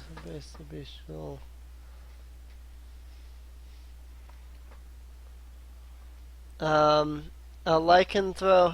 lycanthropes that embrace their bestial nature succumb to bloodlust, becoming evil, opportunistic creatures that prey on the weak. So, if you accept the curse, you would gain an evil alignment and essentially act like a werewolf all the time, but you have control over it. Meanwhile, if you resist it, you'll stay as Halima, but if you... when the full moon comes out, you will turn into a werewolf where you will have no control. Well, that's not fun. So in other words, either we use our scroll of curing now on you, or we risk you going monster once a month. Well, we don't exactly know if she's cursed or not. Yeah, Like- the thing is that it's not a scroll of curing; it's a scroll of protection. Right, So- yeah. And I don't have remove curse, Yeah, which I Fun. should get sometime. fun. Good thing we're going to Shadowdale, eh? I hear there's Yeah. a really powerful wizard there. He might be able to help us. I also hear that there's a temple with clerics there that probably know remove curse, but Yeah, probably let's go at a that way. price. Full speed to Shadowdale because we've got a warlock to cure. Didn't someone else get beaten as Yeah, well? I was actually going to say that. There were two people that were bit. While mechanically you know whether or not you are cursed, the fact of the matter is your character would assume that you are cursed because you got bit. But It's stories of people getting bit by werewolves or were creatures and not getting cursed is extremely rare. So whoever it was that also got bit would probably assume that they're cursed as well. well, it was Amon, but Amon is actually more worried about Halima because Yeah. Amon's an old man. He's gonna die sooner or later. Well, old in in tiefling terms. Yeah. Well, I suppose the party would still be concerned because if you suddenly turn into a werewolf one night while you're traveling with them. Considering him, Amon sort of does lean evil neutral sometimes, especially when it comes to cultists. He will sort of blast them without remorse. So, yeah, I'd hate to say it, but it is if he did get cursed, it would be entirely possible that he would embrace it. Just saying. Right. But yeah, he's like, At any rate, because in characterly we don't know, but also in characterly we would assume, we yeah, should. Amon's like, yeah. There are ways to check, so let's do that first. Right. And then if we are correct, we'll take care of it. Right, so I check to see. Amon's like, yeah, I got bit also. So how are you going to check whether me and Halima are cursed or not? We go to Shadowdale and get a cleric to do it. Good. Might So in cost other more, words, but that's everyone fine. hop up. Everyone hop on their rides and let's beat feet out of here. After I do this first. You see me go to each werewolf, sort of remove their claws. They don't and- they're werewolves. What? They revert to their humanoid form when they Yeah. die. Sorry, I did fail to mention that. They revert to their humanoid form on death. So none of them are werewolves anymore. You see him on snap. He's like, "Damn, I kind of want to get a werewolf claw thing for my parts collection." Are they clothes, by the way? So, do they have loot on them? They had rags on them. Probably nothing. They have this on them. As soon as I can copy paste it. It's a lot of gold for in racks. I mean, Well, I mean they're werewolves. They probably tore whatever clothes they were wearing.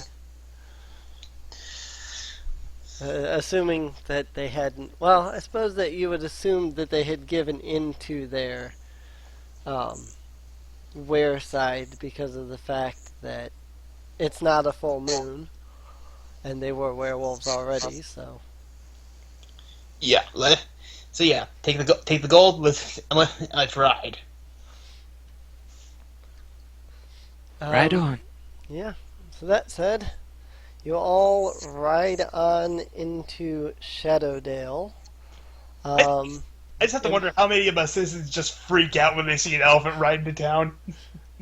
Important question in this regard. Temple of Lathandor or Temple of Timora? What do we know about it? Oh, right, religions. There's never a temple of I think spots around. Lysander might be the better one because I know Timora is the goddess of good fortune. Lathander is the god of birth and renewal. Might want to go to that one. Okay, let's go that one. Oh, that sounds good to me. Alright, you make your way into Shadowdale at last. You pass by the Temple of Timora, then pass by the Tower of Ashaba, finally reaching the Temple of Lathander. So, you arrive, the clerics wave and smile to you and say, "Welcome to the Temple of Lathander. How may we be of service?" Long story short, we got attacked by werewolves. Me and a friend of mine got bit. Can you check to make sure that we aren't cursed? The cleric sighs and says, "It seems like there's been more and more people being bitten by werewolves these days." So it's not an uncommon thing. Glad to know. That said, he will do whatever that would be, detect magic or detect curse or whatever. Yeah, I think it'd be, is there a detect curse? I'm actually about to look it up now. I know there's detect poison. I don't actually know if there's a spell for that. I just assumed that like detect magic or something like that would work as well.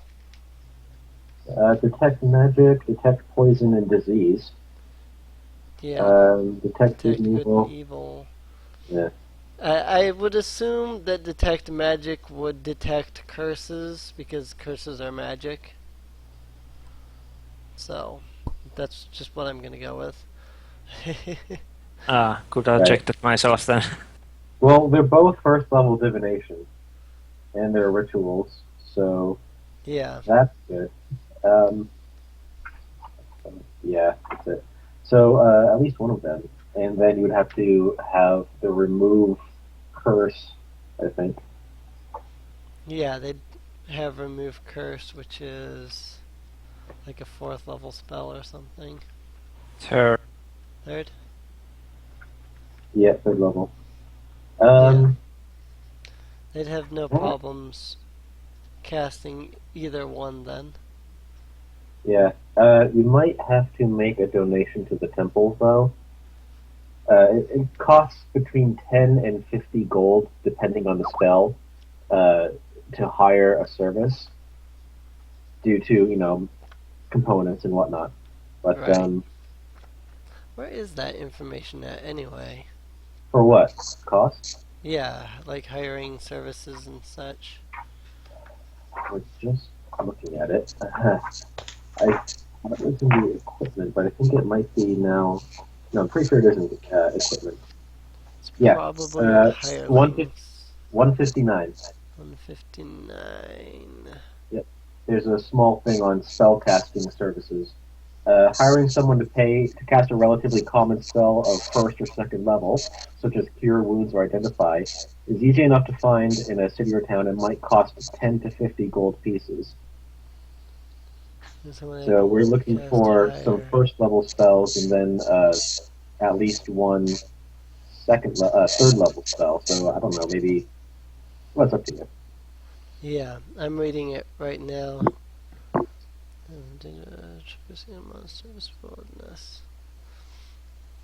Alright, yeah. That's interesting. I actually didn't expect that. Technically, then, being such a small town, they probably wouldn't have removed curse, but I'll go ahead and put it in there anyway. It actually says that you probably wouldn't find it in a small town. You'd need to find a university or a prominent temple or a large city.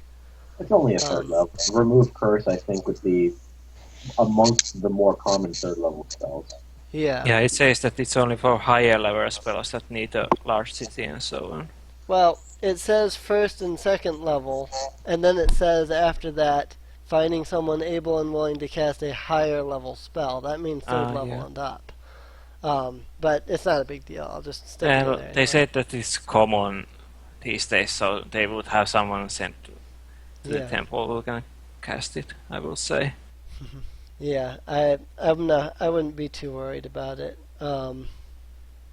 Honestly, if I hadn't read this, I would have just gone with the computer version where there's a guy that can cast 8th level spells in every temple. Every single temple in the computer version had Raise Dead, so considering that's like a 7th level spell. What is that anyway? Yeah, it's a 5th level spell. Anyway, not important. So you make your way to Temple of Lathander. You explain your predicament. The cleric spends a few minutes on each of you, detecting for any sorts of magic, curses, etc. Amon, as you out of characterly know, he is not cursed. However, when he scans over Halima, he says, "I fear that you are, in fact, cursed." Oh dear. Well, can you cure it, please?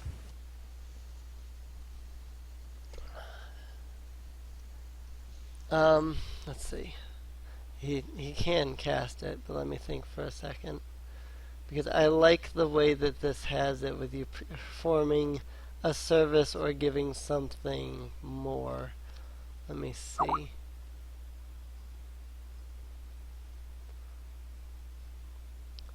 The cleric of Lathander will say, "I can cure you of your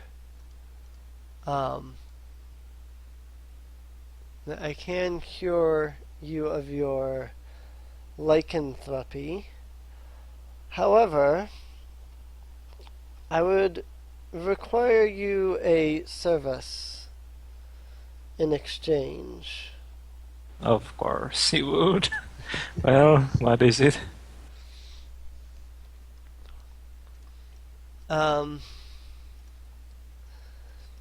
He says, hang on, let me find this real fast.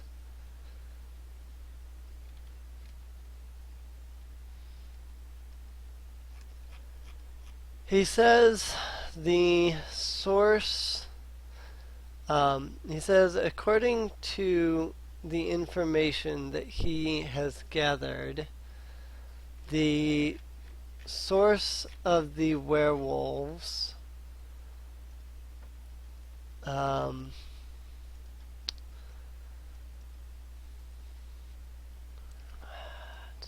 sorry, I'm trying to look here.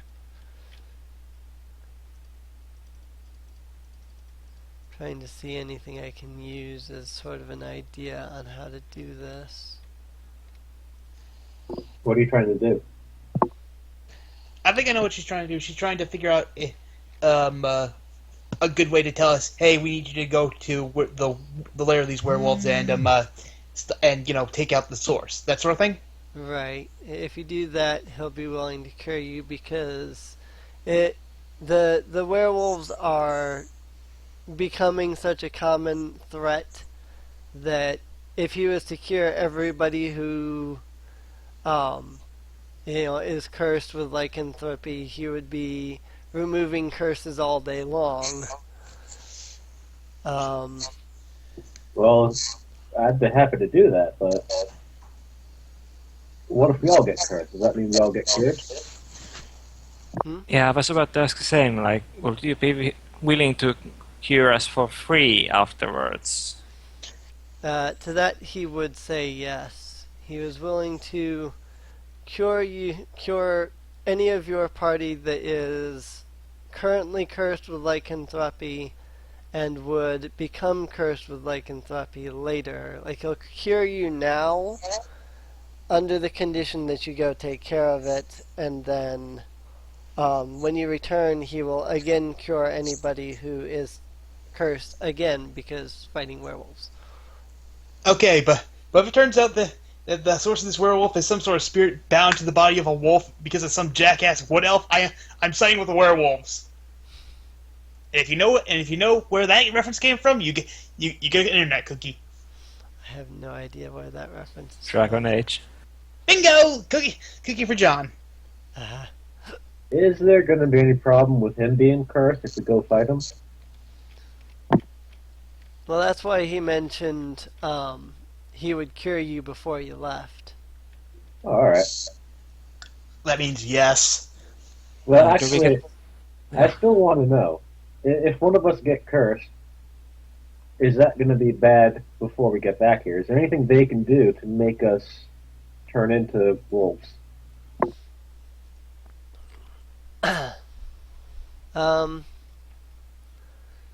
Not as far as I am aware. How long until full moon? About a week. How far is that's- their lair? About 2 days. 2 days Well, there, yeah.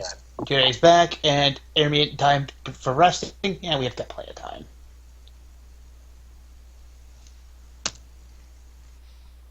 Yeah. Their lair is in a cavern to the north. If you follow the river through the forest and into the hills, you'll find the cave at the source, or at the end of the river. Side quest! Yep. Well, I'm up for it. So it's other side of the forest. Kaliel's always happy to kill some wolves. Yeah, if you look on the map, you'll see where the Tower of Ashaba is marked. If you look, there's a little river that goes up through the forest and then up into the hills. There, the brown area that says Dagger Falls over it. Right there where the water ends, that's where the lair is. Goody. Is there anything we should expect from the forest besides the werewolves?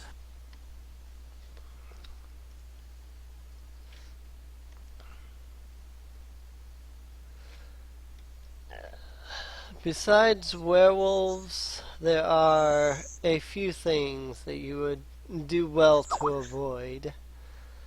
Through the forests, you will find such creatures as tree ants, bugbears, moon elves, perhaps even a quickling or two. They've been said to have been seen in the area. However, the most likely things that you will encounter would be giant fire beetles and massive spiders. Is there anyone who could take us by the river on a boat? What on the boat? Well, we could take a boat up the river if there's anyone in the town that could take us. No, we just need to rent the boat. We have Well, a pirate. that's true. Oh yeah, we do. You have a pirate.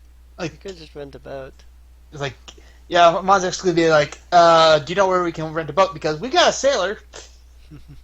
Well, yeah, she was a sailor. She's from a governor of an archipelago before she came here. Amon's actually omitting the whole pirate thing to the cleric. Right. That would be a deception check.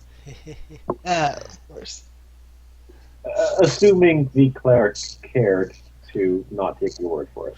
Right. The cleric really doesn't care. He just wants the whole werewolf epidemic taken care of. And he's too busy here healing people to be able to deal with it himself. Ah, hey, that reminds me. Could you if you're going to send us to this kind of a quest, as one would say, if you could heal us first as well. I mean, you're gonna get a long rest before you head off. Okay.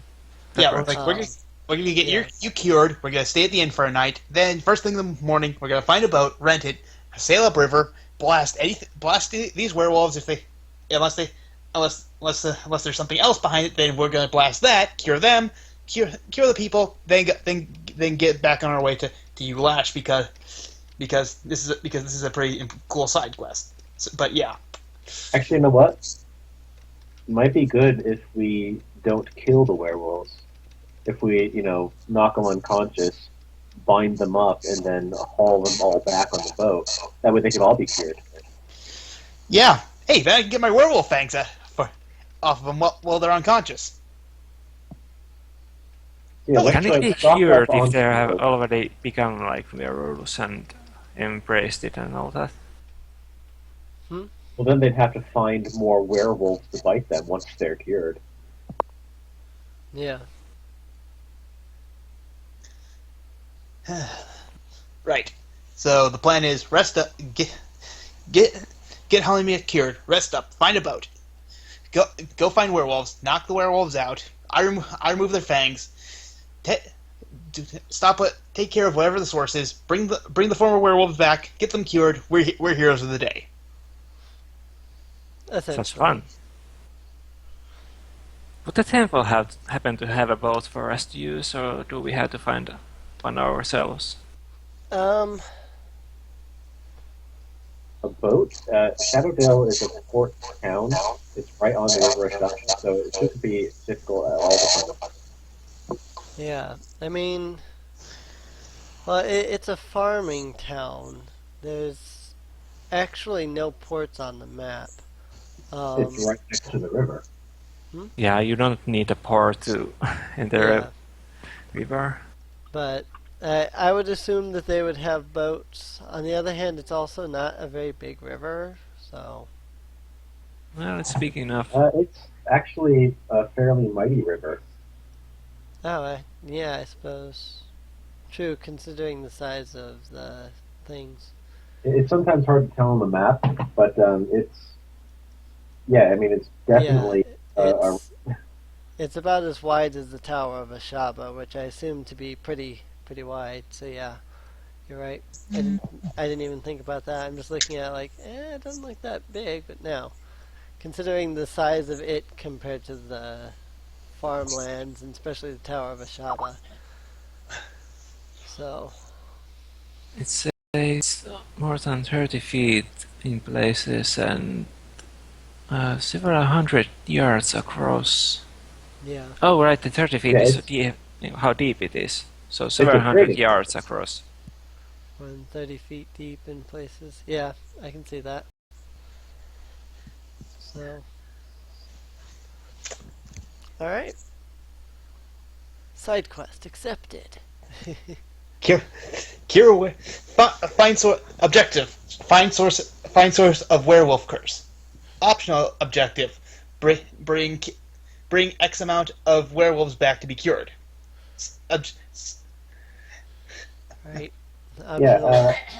Another bridge was located within the village of Shadowdale near Hangman's Knoll. So, if it's not within the village, it's right on the edge of it. Right.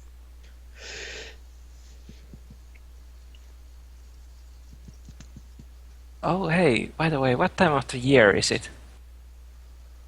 Summerish probably. I hadn't really considered. Just wondering because it says that every spring is going to flood. I hadn't really considered. Yeah, it's not going to be. I'll read through that, and you would all know that. Yeah. Alright. In that case, the party will take their long rest here. You'll find an inn. You'll take a good rest. You are not plagued by any odd dreams this night. And with that, it is almost 6 o'clock, so that is going to be our session for today. So, Yep. Thanks for the game. Yep. Thank you, everybody, for joining the Curse of the Azure Bonds podcast, and we'll see everybody next week. And just to mess with people, that Halima is going to cast disguise self and turn herself into a brightly looking wolf during the evening. Also next week is when I get to test out one of my other new spells. We got power. I mean, we get another sleep mode again. Yep. So far we've done that almost every session, I think. That's pretty awesome. Anyway, as I always say, keep calm and pony on, everybody. Sayonara, bye-bye. Pony.